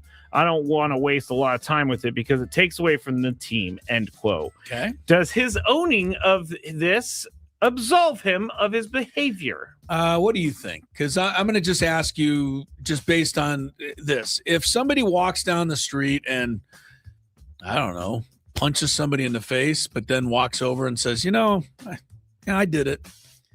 Still doesn't make it okay. No, so I don't think what he's doing, I think I get this is a slightly different situation. Most of the criticism of him is just being an absolute psychopath on the bench during a game. And his explanation is that it just means that much to him, and this is what, it's all about. But I think it means just as much to coaches who sit there and don't be psychopaths. They care just as much as he does. So the fact that he jumps around doesn't make him care anymore. So yeah, I'm glad he's acknowledged it, but no, it's not gonna get me off his case. I'm with you. I think he's got to grow up a little bit. I mean, if nothing else, if you want to take everything else out, one thing that Dan Hurley should be told by somebody somewhere is that he's taking away from the focus of his kids.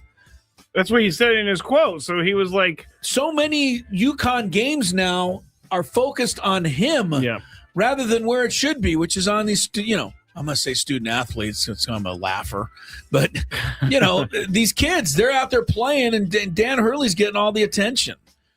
So, yeah, no. I'm with you. He's not off the hook yet. Just because you acknowledge that you're a jerk doesn't mean you can be a jerk. I'm not saying that about But also Dan let Hurley. me also say, when you'd agree, because he's how he is, like, I'll tune in to watch the game. So, it's kind of that old, driving slow, going past a car accident thing. You know, you can say you're not going to do it or you're not going to support it, but in a lot of ways you're kind of supporting it because you're tuning in to watch it.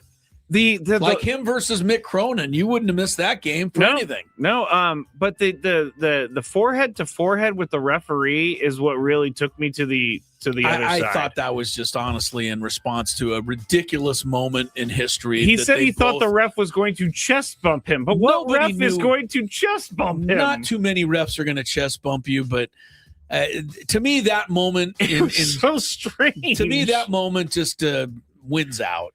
You don't know how you're gonna act in that moment. Nobody does. Yeah. So I gave it a pass. All right. A lot of people aren't. People are still like, oh, he should have been teed up. He should have. He touched the referee. Yeah, the referee. They both touched each other. If Dan Hurley ran over and put his forehead on your forehead, you would be like, "What are you doing?" If I gave him a T in that situation, I should also fire myself from my job. Number 2. There's one way to keep 49ers fans from taking over SoFi Stadium during a quote-unquote road game against the Rams. Move it to Australia, Chris. In a joint interview with Packers coach Matt LaFleur, 49ers coach Kyle Shanahan said he knows, quote, for a fact that the Rams have pushed to have their home game against the Niners be the game that was sent to Australia. LaFleur said, I'm pretty sure the Rams lobbied for that game. Shanahan said, I know for a fact they did. That's what's so bothersome. Chris, or I guess I'm up first. Okay. If true, is this smart for the Rams? I'll say it's smart for the Rams. So what you're saying is that the Rams wanted this game in Australia because they don't want everybody rooting for the 49ers that comes to SoFi. They call it SoFi South. Yeah, well, the problem that I see... Levi South, I'm sorry. Okay, well, the problem I see with this is that the Rams are going to have to move every one of their games because I think visiting fans outnumber Ram and Charger fans at most SoFi games. It is true, but the 49ers do... When I've been there, it's a lot of red. But okay. I get what you're saying. A lot of people from other teams do come and watch those games. I think it's cute, though, that they're so intimidated that they have to move it to Australia. It's very, very special. So, Chris, what do you think about this? Is this smart for the Rams? No, it's not. I think, honestly, playing these games in Australia should not be something that anybody really wants to do.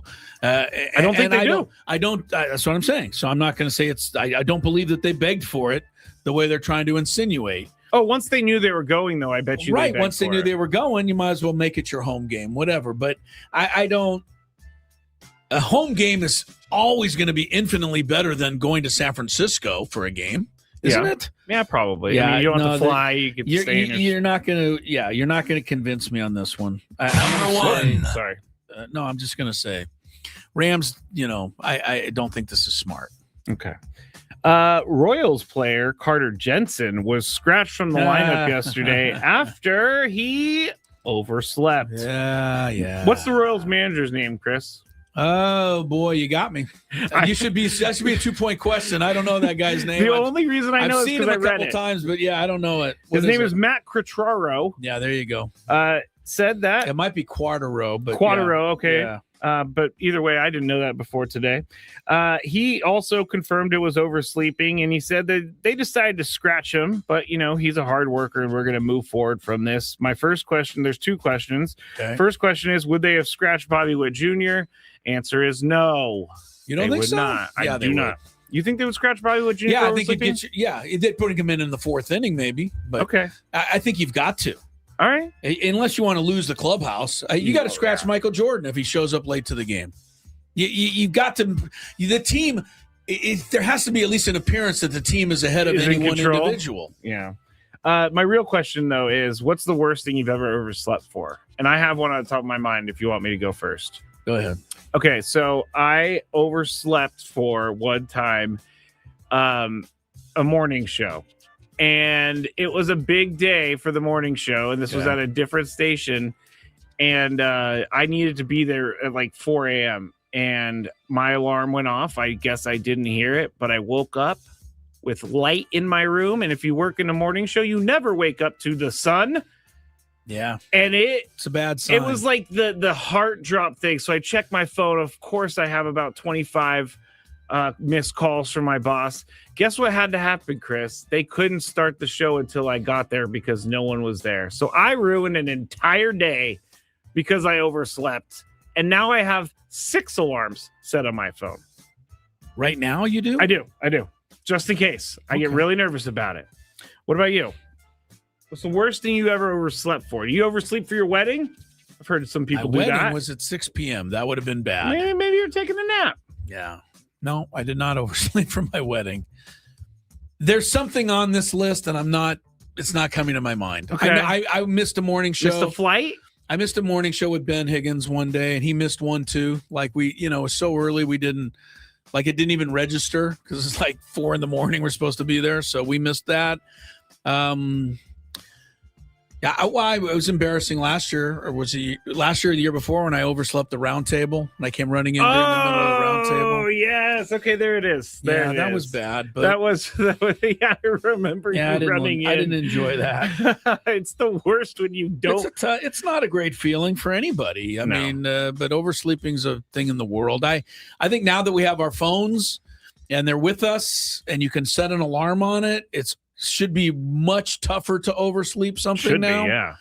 I did miss one bus to the airport when I was doing the Gulls, and I had to take a taxi, I think, to the airport to make a flight.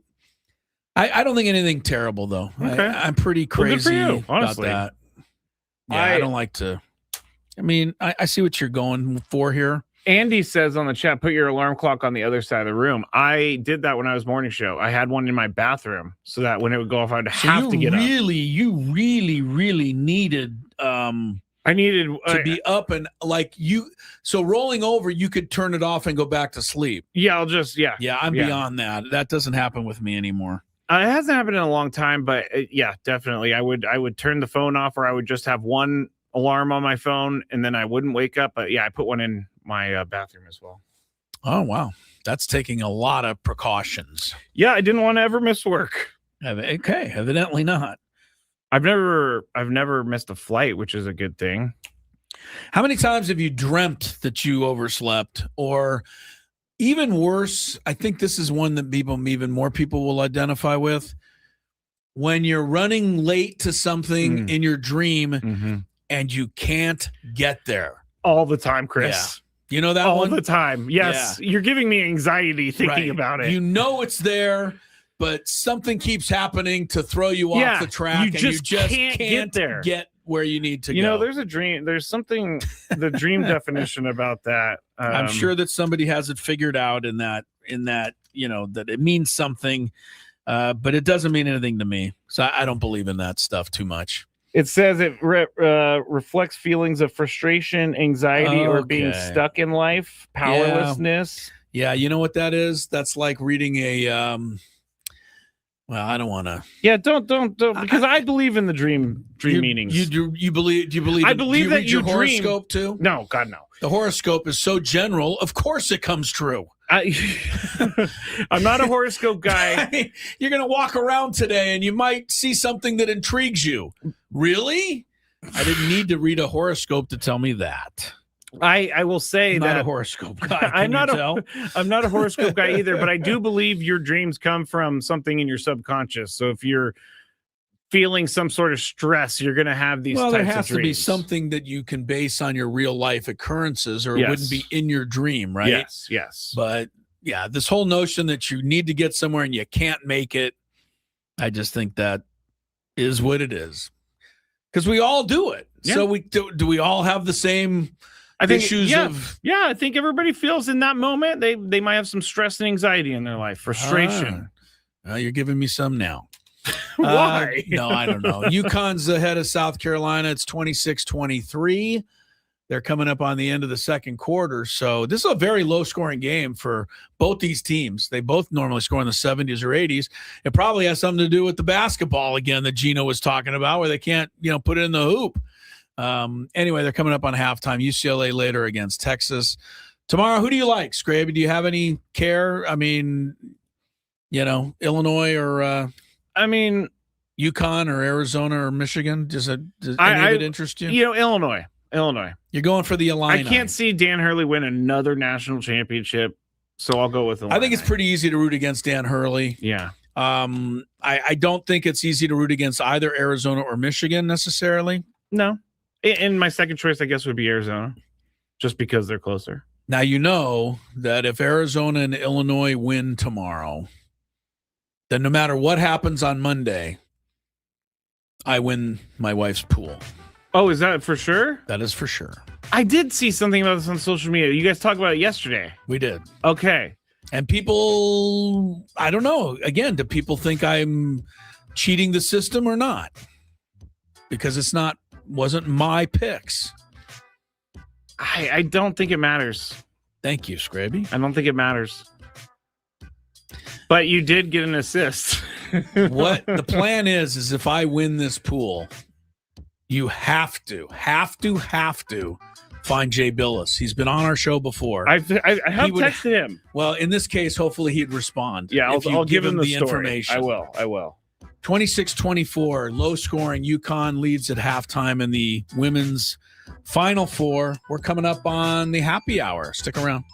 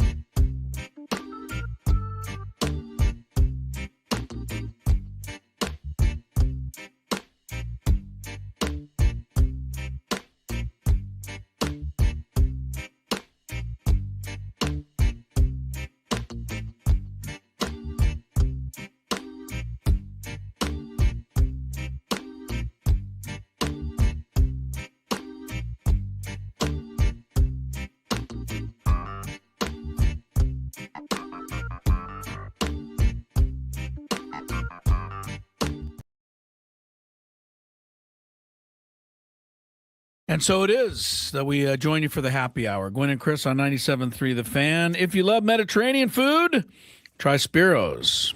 That'll cheer you up tonight. Go out and grab some authentic Mediterranean cuisine in Coronado or La Jolla, or dining, takeout options. Visit spiroscuisine.com. Crisello, Scraby, together on the post-game show. Quite a lengthy post-game show today. Yeah, a little lengthy today. 5-2 was the final, Boston over the Padres. We could give you all the details. It was 2-2 in the, sixth inning? And Michael King grooved a fastball, and Wilson Contreras hit it over the moon. And then after a base hit, I believe, and 2 outs in the inning, Wandy Peralta came in, and his first pitch was hit by San Diego's Marcelo Mayer over the right field fence. Fernando on that short fence there at Fenway in right field almost flipped over the fence trying to reach for that ball and didn't miss it by much. No. But he did. He couldn't get to it. And unfortunately, once that ball disappeared, the game disappeared. The way the Padres are hitting right now, they were not coming back from 3 runs down, and they didn't. They didn't even get another base runner after that until 2 outs in the 9th inning. The Padres' 2 runs came in the 5th, basically courtesy of a sun ball triple hit by Miguel Andujar that led to 2 runs that otherwise would not have scored. So Padre offense is completely inept at the moment. Team batting average has dropped down below the Mendoza line, and the top 5 guys in the order today went 0 for 19. Anything else you want to know? I would like to, you know want what? More? I forgot about the good section. I would like to shout out Kyle Hart for catching Fernando from falling over the wall. All right. You may do that. He was, just helping the team in that moment. Okay. You may credit Kyle Hart with a save there. Otherwise, I got nothing, Chris. Yeah, there wasn't much to recommend. There was 2 beautiful double plays turned by the Padres. One was started by Luis Campusano on a little dribbler. But that wasn't anywhere near as what the one Jake did in the 5th inning. What unbelievable play by a guy who the analytics say cannot cover any ground. Full at extension. second base and short hop it, reaching up above his head. Behind the base. Incredible play, and then got up, tagged second, and threw to first. Yeah, when I heard that on the radio, because I was driving down here, I didn't realize it was a double play until I saw the play. Yeah, he got both outs by himself. Did not need the shortstop involved. That was a great one by Jake. But alas, 5-2 was the final. The player of the year in college basketball was announced today. It went to Boozer of Duke. Caden? No, the other one, Cameron, I believe. Oh, there's 2 of them? Yeah, there's 2 of them. Caden's the guard who threw the ball away. Yeah. And Cameron's the big center who dominates the game. They're brothers. I feel like an idiot right now. You are. I don't know why. You didn't know that, huh? I guess I just never put it together. Welcome to the world of college basketball. That was something I wish I could take back because that was a dumb moment. Fred Hoiberg was named the coach of the year. With all due respect, anybody that puts 4 guys on the court at the end of an Elite 8 game or a Sweet 16 game, puts 4 guys on the floor and loses because of that, should be eliminated from Coach of the Year consideration. I'm sorry. I just can't get past that. I thought about you when I read this headline. I'm glad, for him, the season Nebraska had was, special. But, there's got to be. I have certain stipulations. One of them is, in coaching my team, I actually get 5 guys on the floor at all times. Yeah, that would probably be the best thing for him. At that moment, think. Yeah, it didn't work out too well. People really want us to shout out Campy for his hit today. That was a good. We did. We gave him a lot of love in the during the notes on the scorecard. Yes, and yes. I said I could not have been happier. Double off the top of the wall there, and you said hopefully this will get him rolling. I hope so. Mm-hmm. It had been a long time since he was in the hit column. Not that I was counting, but August 31st, 2024. All of us were counting, Chris. Yeah. And more, I bet you. Do you think Campy knew that? No. Okay. I pray he didn't know that, because if he knew that, he'd never be able to even hold the bat. He would be like, oh, man. Yeah, he'd been so I haven't had tight. a hit in 2 years? Yeah. That's about how long it had been. Big NBA story today, if you just tuned in, Luka Doncic for the Lakers left last night with the hamstring injury. He is out for the rest of the regular season. That doesn't sound great, but understand that the rest of the regular season is only till the end of next Friday. So it's not going to be long. The question, though, at the moment, which is a fair question, is will he be able to come back for the playoffs? They don't know that yet, and they just won't know, I don't think, until it's time. Hamstrings are so weird. He'll do everything he can do with this hamstring, but we saw Jackson Merrill sit out a long time last year with the hamstring. Yep. The Lakers have no chance to win in the playoffs without Luka. I don't think it takes genius to figure that out. By the way, Luka's, I believe, now out of the running to win any postseason awards. Oh. Got to play a certain amount of games. Anthony Edwards is now ineligible for postseason awards because he wasn't able to play last night with an illness. So SGA is just going to. Looks like it's either SGA or Wemby. And unfortunately for Wemby, he doesn't get a vote because we already know Wemby's voted for Wemby. Yes, Wemby he told everybody Wemby. He's the best player. And I was watching him the other night. He's pretty crazy, good. But he's pretty darn good. He's a freak of nature, even in a league where everybody's already a freak of nature. He's an unusually tall person who also has great coordination. Pretty good coordination, yeah. No, he's something. But SGA is going to be hard to beat for that. All right, let's get back on the Padres a little bit. I don't have a lot more to say other than, these guys are getting paid. What did you say? A combined $97 million? It's 90. I believe it's 93. No, 96.6. Right. And not rounded it up. Yeah, that's right. Yeah, rounded it up. 38% of their 40% of the team's salary is tied up in 4 players. Bogarts, Machado, Fernando, Merrill. They didn't do anything today. They really haven't done anything yet all season. I think the 4 of them have combined for exactly 1 home run. Manny doesn't have an RBI yet. Fernando has only 1 extra base hit. This is why they're losing. But I want to know what Craig Stammen thinks is why they're losing. And here's some of his press conference after the game today at Fenway Park. Craig, what did you think of Michael? And was cruising, and then did you feel like he kind of was tiring in the 6th? Yeah, he pitched pretty good today. Felt like the end of the 5th, couple hard hit balls, 6th inning, hard hit balls. Then we felt like we had a matchup that was better in our favor with Wandy against him. Ended up not being that, which is the case of baseball, but overall pitched really well. Do you think Fernando had that one? I actually thought he did catch it for a second, but we're pretty far away. I don't know I didn't look at the replay, so I don't know how close or how far it was. We talked a little bit before the game about the offense, kind of some of the hard hit balls. What do you make of have you seen any pressing out of this group to kind of get to where I think they know or feel like they should be at this point? Yeah, I'm sure that's natural for every hitter to, hit line drives and then not get a hit, and then look at your average on the scoreboard and then want to press a little bit and think, I got to make sure I get a hit here. But, we got to keep preaching to them that, they're swinging well, they're hitting the ball hard, and that eventually they're going to fall.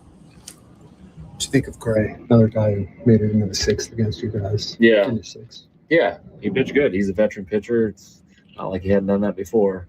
He got us today. I thought we got to him a little bit there in the 5th. Took advantage of the sun ball. Gavin had a nice at bat, driving him in. And then Campy had a great at bat. It's good to see Campy make a really good swing there, hit one hard and off the wall. So felt like we had him close, and then we just let him get through the 6th there. You mentioned it. I mean, you knew it would come. He was going to get a hit at some point. But how nice was that to see for him and for you guys, for Campy? Yeah, it's great. One of those guys to talk about like pressing maybe a little bit. He hadn't got a hit since 2024, I think. So it was good to see what we know he can do. And, hit a ball like that against any pitcher. He did a great job. Your view on the Cronenworth double play? Yeah, that was amazing. What a play. That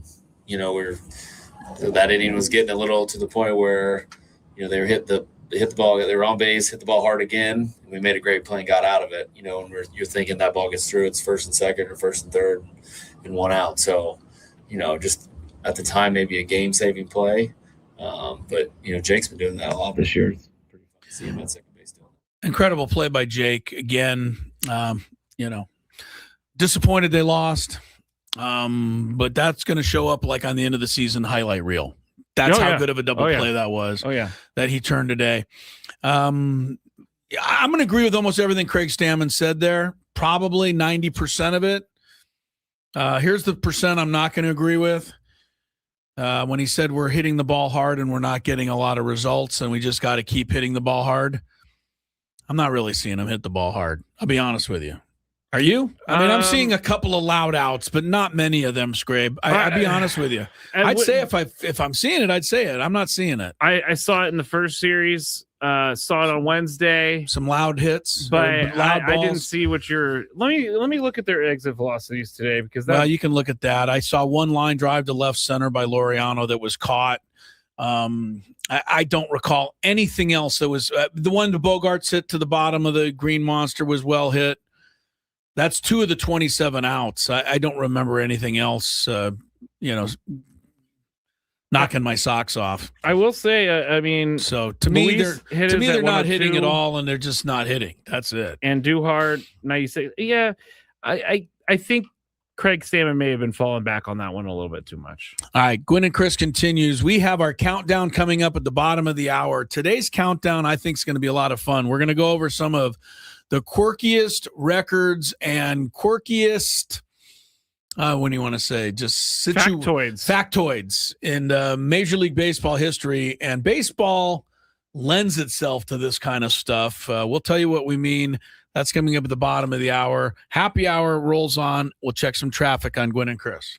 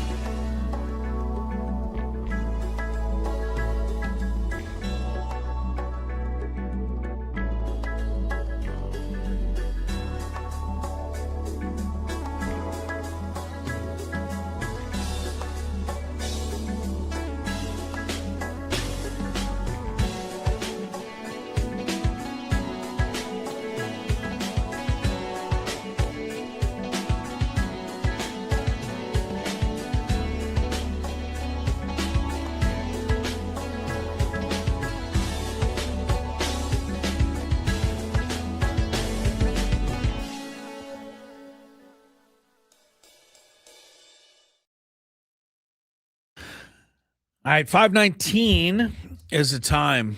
Gino Auriemma, the great head coach at UConn, may have, one of those things that the old self-fulfilling prophecy thing, Scrape? Yes. One of the things he was really upset about in the NCAA tournament was the fact that they are using new balls in this, Sweet 16 in the Elite Eight, and he's I've seen this. Yeah, and he's like, "What are we doing?" He goes, "The kids can't shoot these.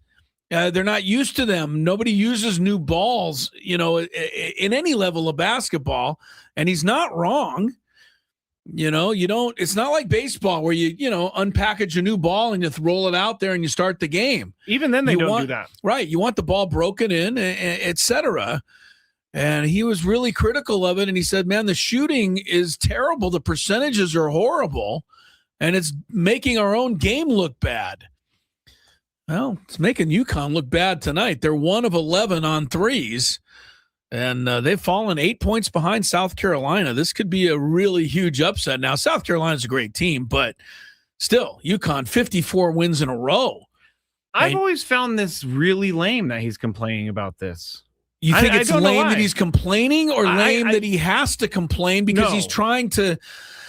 I think blaming the ball for something is weird. Yes, but I think he's right, honestly. And I'm not saying he's wrong. I don't know. He's right. Well, okay. So then don't say he's lame, because you don't.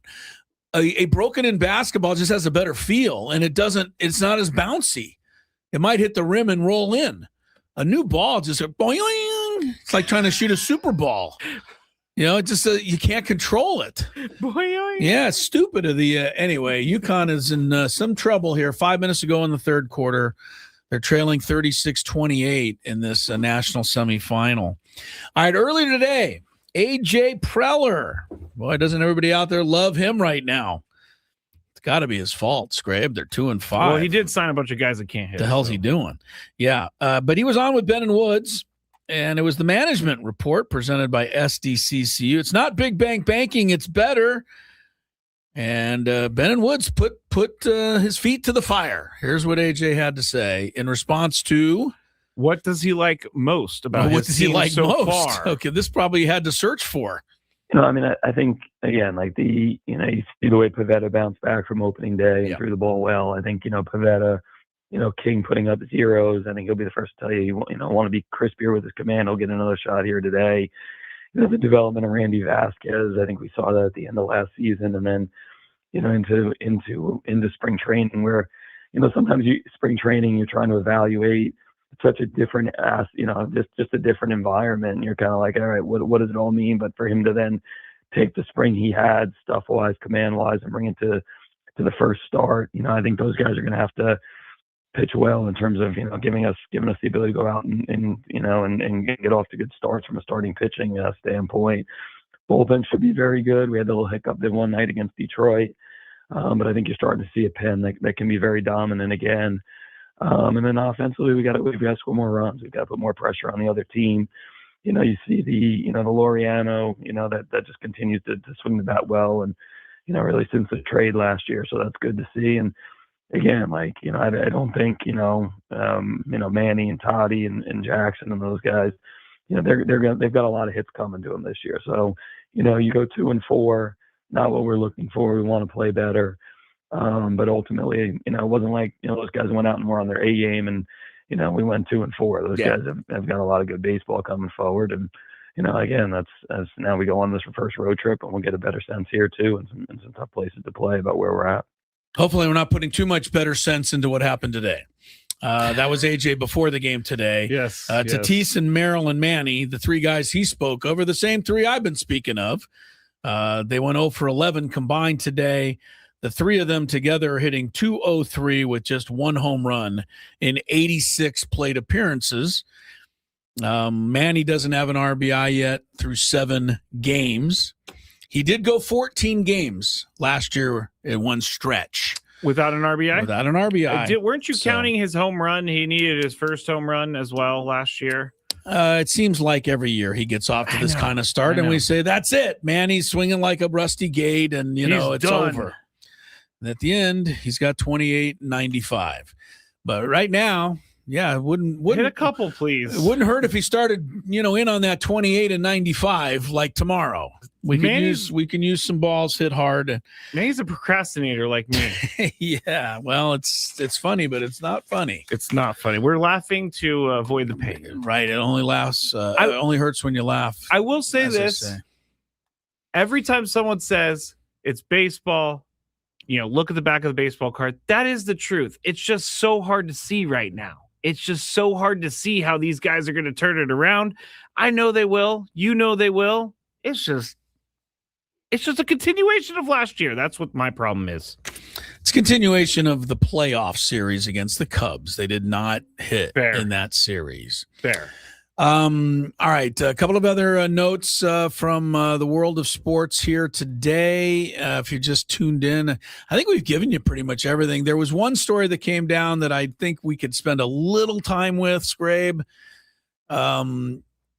Chiefs? Yeah, the headline is that the Chiefs wide receiver Rashee Rice is not going to be get any discipline from the NFL. The quote from the NFL was, after their investigation, he is not engaged in conduct that violates the personal conduct policy. This despite the fact that he's already been through 4 or 5 situations. And the latest was somebody accusing him of beating his girlfriend. The girl she did. Accused him. Right, beating her. So I don't know. Here's the thing. I don't know if they can prove it, and maybe that's why they can't do anything to him. But I think you'll agree with me, Scraby, when I tell you that Rashee Rice needs a come-to-Jesus moment, and letting him go back and play without any discipline at all is not necessarily what he needs. I think he's probably happy. I know his lawyer's happy, and all the people around Rashee Rice are happy because he's going to, not serve any discipline from the NFL. I don't know where everything is with the court system, but he needs to be more than slapped on the wrist, I think, to get this guy's attention. That's my own view from outside the story a little. I agree with that. Trey Wingo had something pretty interesting on Twitter about this. He said, to me, the key phrase here is, quote, at this time, Rice is not going to be disciplined by the league, which determined that there was insufficient evidence. So it leaves it open. Yeah. If something does come to light. Right. Speaking of another player named Ray Rice, and they're not related, but way back in the day, the NFL gave very little discipline to him. I think it was a 2-game thing, and everybody you guys are slapping him on the wrist. And then the video came out, and then the NFL had egg all over its face. Yeah. So the NFL this time is, I think what they're trying to say is, if anything comes out, we reserve the right to, do more with this. I'm not even looking at it from that point. I'm not out for Rashee Rice being suspended for any amount of time. What I am for is Rashee Rice's life being, somebody caring about this guy's, behavior, because it's not great. Well, and it's more than one incident. Well, but I'm saying maybe what would get him to care would be something, a little spare the rod. Spanking? Yeah, spare the rod, spoil the child type of thing. I've never heard that. Never heard that one. No, spare the rod, spoil the child? Yeah, I guess they used to hit people with rods. I don't know. Oh, my goodness. I don't think so, but that's the saying. Yeah, I just don't like how when there's smoke, there's fire. So I'm not saying he's guilty of this thing, but I have no idea whether he's guilty of this. I know he's already been guilty of 3 or 4 really bad decisions. Yes. So it leads me to believe that this could be another one. Before we get into the countdown, did you see the Tiger Woods video? Yeah. The body cam video? Yeah, where he's on a knee, and it's very sad. You think so? There's some people that are saying, he didn't really look all that in that bad a condition. I'm sorry, what? Well, nothing compared to what he looked like several years ago when he was wandering around and couldn't even barely stand up. That's true, but he's not understanding, like, sometimes simple commands. He's falling asleep in the back of the police car. He's talking to himself. I think I saw, and this is just my opinion, and I hope I'm wrong, but I saw a guy who has a much bigger problem than we know about. Well, I agree with that. A much bigger We've already problem. discussed it, you and I. The video just confirmed it. Well, he's going to get help. That's only half of it. The people around him have got to make sure that he follows through on whatever help he gets, because there's not too many other outcomes for Tiger Woods if he doesn't get his what Stuff together. Yeah. The only other outcome is he's gonna kill somebody or himself. That is not where we want that to end. I'm also not a big fan of his phone call to a certain person. And it's not because of the person. I'm just not a fan that the police allowed a phone call. And I'm also like, I don't think what? I thought he made the phone call before anybody arrived. No? The video I saw, they were like, hey, get back here. And he goes, hey, I just got off the phone with the president. That's to me like someone saying, do you know who I am? You mean it was what, the president of the United States? I know, Chris. But you hadn't said so, and that people may not have known. I'm more mad at the fact that he kind of did a do you know who I am to try and get out of this whole thing. I know I'm throwing out wild accusations. Does Tiger Woods need to say, do you know who I am? Tiger Woods. Everybody knows who he was. Yeah, but if he drops something else, maybe it will help him. I just think Tiger Woods needs a lot of help, and I'm not really worried about the incident. I'm worried about him going forward. More Gwynn and Chris coming up. Our countdown is going to be some fun today. Don't miss it. Ben and Wood.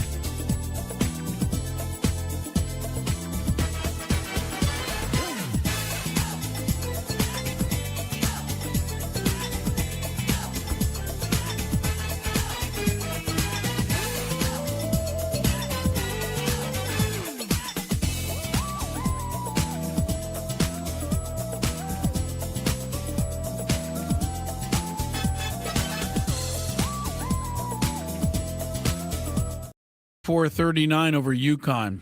Going to the fourth quarter, the Final Four matchup there. That'd be a big upset. South Carolina can do it. I don't know if it'd be as strange as some of the statistics we're about to share with you. Today's countdown is going to focus in on unbelievably strange but true happenings in the history of baseball. Coming up after traffic. Traffic Center. Injured? Demand justice. Demand Jurowitz. 855-GetRoss.com. Here's Sue Aller. Your main roadways are in really great shape. I'm not seeing any kind of slowdowns or delays on the 805. The 15 looks good. We are slow on the 5 in Oceanside both ways, right by the 78. And if you're traveling on Balboa Avenue eastbound at Convoy Street, you do have an accident in the left turning lane. Other than that, looking pretty good right now. I'm Sue Aller with Gwynn and Chris, San Diego's #1 sports station, 97.3 The Fan. It's now time for Gwynn and Chris to rank their top 5 of the day. Gonna grip and rip as usual. But this isn't just a regular top 5 list. I love it. It sounds sadistic, but I love it. This is the countdown. And it starts right now on 97.3 The Fan. All right. There's some crazy things that happen statistically and otherwise in Major League Baseball. And I started in with this yesterday. One of the conversations Tony and I was having about something got me thinking, what are the craziest 5 baseball oddities we can think of? So Scraby and I came up with them, and we're going to share a bunch of them with you. Are you ready to go, sir? Yes, but I would like to read the happy hour. Is brought to you by. Go ahead. Geo Pools. I was just making sure you haven't read it yet. Happy hour is brought to you by Geo Pools, the company trusted by thousands of San Diegans to keep their pools sparkling, swim ready, and expertly maintained. Call Geo Pools now and say radio for a free month of service. I think you did tell me to read that when we came back, and I failed to do it. No, it's okay. I just didn't want to repeat. But All yes, right, let's go. I'm ready. What's your number 5 strange baseball stat or number 5? All right. My number 5 strange baseball stat is Stan Musial.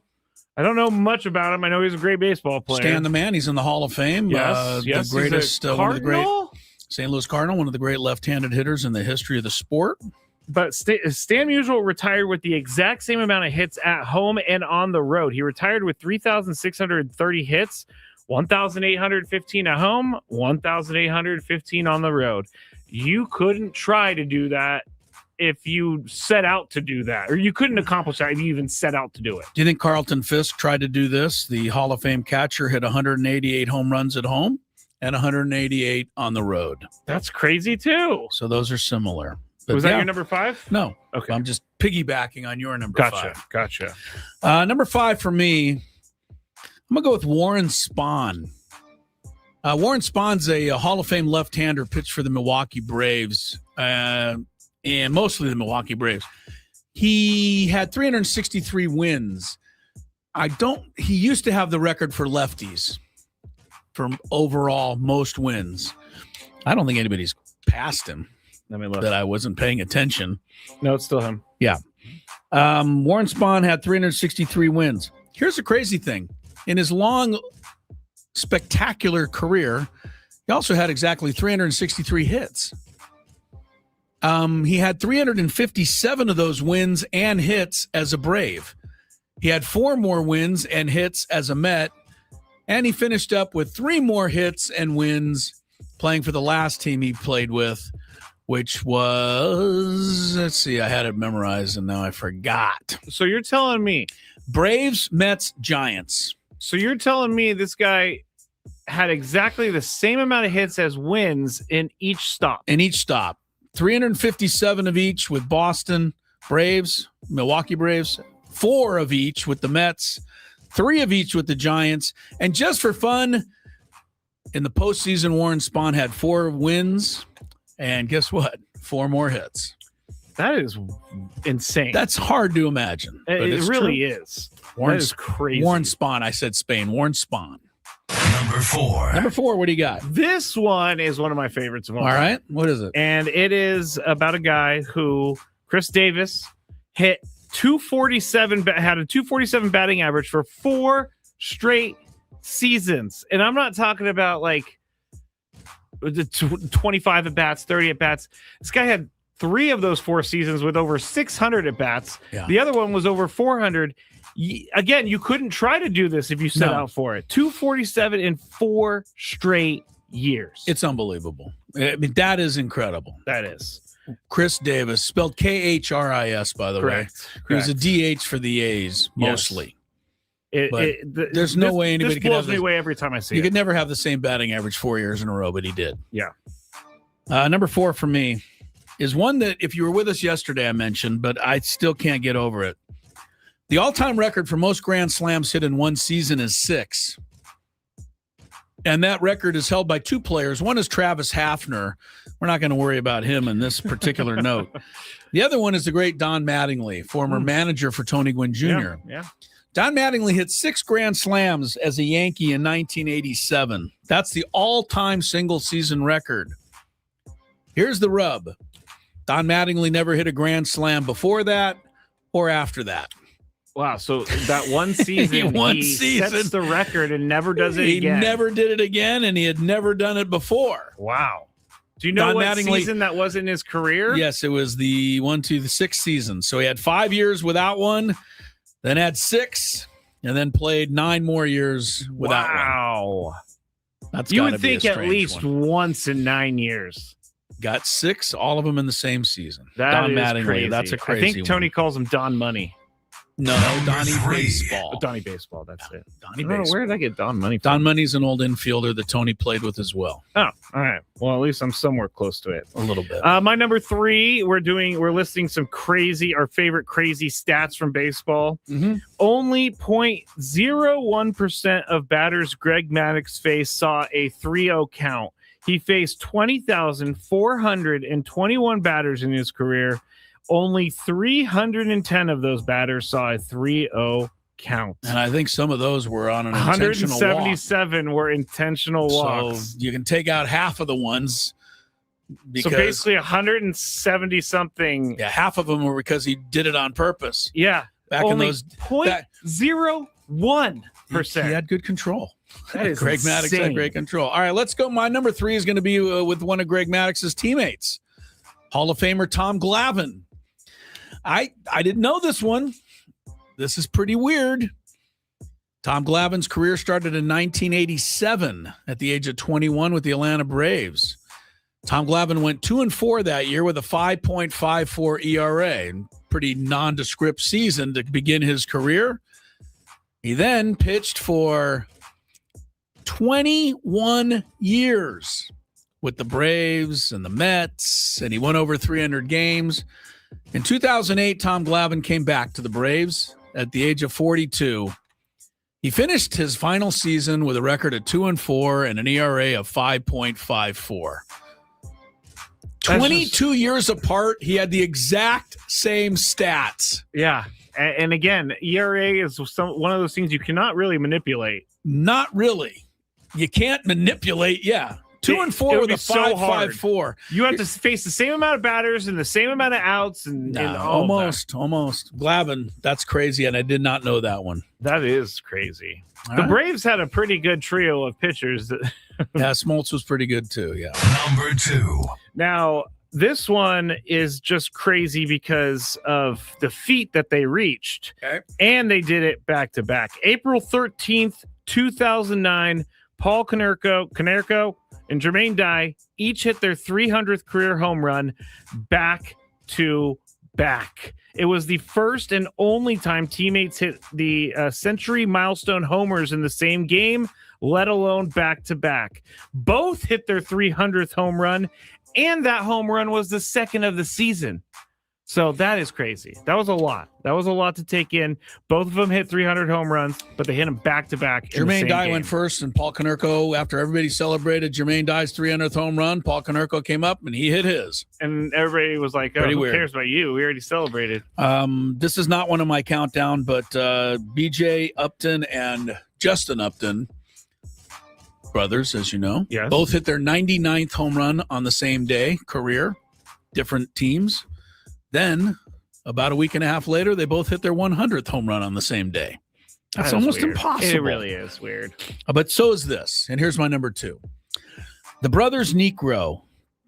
And if you've been listening to the show a long time, you probably heard this one before. But if you haven't, I think it's crazy. Phil Niekro, Joe Niekro. They both pitched over 20 years in the major leagues. They both won over 200 games. Phil actually won over 300. And so they're the winningest brother duo of all time. Phil's in the Hall of Fame. Joe was just short of a Hall of Fame status. Not really, Hall of Fame, but a really good pitcher. Joe Niekro was not a great hitter. And over 1,165 at-bats, over a 22-year career, Joe Niekro hit exactly 1 home run. Unbelievably, it came on May 29th, 1976 against Phil Niekro. That's crazy. I love that. And for people to say, well, Phil served him up, just gave him one. Yeah, right. The brothers. Well, that and the fact that Joe won the game 4-3. So that home run was the difference in the game. I doubt Phil served that up. No, I mean, you wouldn't. You hold that over your brother's head forever. Yeah, I had Phil Niekro on my show many years ago, and I asked him about it. What did he say? He says he's just always had to wear it. Like it was just one of those amazing things. It's like, yeah, that is great. I love that. All right. On to number one. What do you guys want to beat that? Yeah, I think a lot of people know about this one, but it's still incredible, and it has a little spot in our heart. But Tony Gwynn would have hit above 300 for his entire career, even if he went 0 for his last 1,183 at-bats. That's crazy. He basically could have gone 0 for 2 seasons. Yeah. 500 and some one year, 500 and some the next year. Yeah. Yeah. And he would have still been over 300 for his career. That's how many hits he had. That is a great one. Alongside that one, did you know Ichiro opened his career 3 for 10, which is 300, and then was never below 300 the rest of his career. Oh, wow. But Tony's is good. All right, here's the first one. This is not a statistic, but this is going to blow you away, I believe. I've heard the story before, but I totally had forgotten about it until today. This truly happened on August 17th, 1957. Philadelphia Phillies Hall of Fame outfielder Richie Ashburn was at the plate. Sitting in the stands behind the third base dugout was a lady by the name of Alice Roth. Her husband was named Earl Roth. He was the Earl. Yeah, old Earl. Earl was the sports editor of the Philadelphia Bulletin, which covered the games. Earl was up in the press box. His wife, Alice, was sitting down there behind the third base dugout with her 2 young grandsons. Richie Ashburn fouled off a pitch that struck poor Alice Roth. Oh, no. It broke her nose. Oh, no. And it caused bleeding. Medics rushed over to the scene. There was a big delay in the action because of the commotion here, right? They had to get Alice. Like your wife in the gondola. There's a commotion. There was a big commotion. Alice was, laid out. They put her on a stretcher and began carrying her off the field, out the tunnel as the game continued. The very next pitch, Richie Ashburn fouled off and hit her again on the stretcher as she was being carried out. Oh, that is great. There's no way that could happen. And if it would be even better if it hit her in the nose. I'm sorry to say better. But according to some accounts, they say the second one broke her leg or knee, but that is not official. Confirmed? The confirmed was the first one. Confirmed is that the second one hit her. According to this statistic here, the odds of a fan being hit by a foul ball are about 300,000 to 1. The odds of hitting the same person twice in 2 consecutive pitches have to be a little higher than that. That's I hate to laugh, but that is hilarious. It's hilarious. It's hilarious. Apparently, there's a little aftermath to this story, and it ends a little kind of happy. She was taken to the hospital for treatment. It took her a while to recover from all this stuff. She never sat close to the field again. But Richie Ashburn did visit her in the hospital, and they later became friends, and he used to send her birthday and Christmas cards until she passed in the 1980s. Oh, that's nice. So it ended up with a happy story. I mean, that is crazy. That's like a comedy movie scene. There's no way that could happen. One time my friend was snowboarding. He fell and he broke his arm. And he was trying to get down the hill, and he fell again, and he broke his other arm. I'm not kidding. Okay, that's both of his arms. That's in the Richie Ashburn category, I would say. With 2 casts. I would say that's in the Richie Ashburn category. We're like, what happened to you? He goes, broke one arm, broke the other arm. Wow, that's bad luck right there. That is really bad luck. All right, we got a couple of minutes left. This women's Final Four game is, we're down to the last 5 minutes here. South Carolina's leading UConn by 7. So, again, we could be sitting in on a huge upset here if South Carolina can hang on. 51-44. UConn just hit a 3, though. So 51-47, still time remaining. UConn trying to extend a 54-game win streak there. Later tonight, UCLA taking on Texas in the other women's semifinal. Tomorrow should be a lot of fun with Illinois and UConn. I said this to Tony yesterday. I like Illinois. They're really good, and I mean really good. And I actually think they're better than UConn, just a little bit better. But they're going to have to beat UConn, and then after they beat them, they're going to have to drive a stake through their heart to keep them beat. Oh, yeah. That's how good UConn is when it comes to finding a way to win these games. Yeah. And Duke found that out. Yes, they did. So we'll see what Illinois does tomorrow. I think it's going to be really difficult for them to put UConn away and win. But I agree with you. If Dan Hurley wins another one, then you can't even be critical of him ever again. He's the greatest coach in history if he wins again with this. In this era, to win 3 out of 4? He might be a lunatic, but he probably really fires up his team in the right ways. Well, the one thing he did well in the game last week against Duke is he kept his team believing. I mean, they were down the whole game. There was no way they could win that game. He didn't let them believe that. He made them, found a way to keep them playing, and Duke opened the door a little bit. They took advantage. Second game should just be a whole lot of fun. Arizona and Michigan. Coin flip there. We'll see who comes out on top. All right. And then we'll be back. We're here Monday, so we'll be able to preview the national championship game. Okay. But we won't be on very long Monday because it's before Padre-Pirate baseball Monday. God forbid the Padres shouldn't maybe win a couple here in Boston before we come back. Please. Help us. Help us. Help us help you, Padres. Please. Help us to help you. Yes. For Tony, Scraby, Chris Ello, 55-47, Carolina by 8. 3 minutes to go in that one. Have a good weekend, everybody.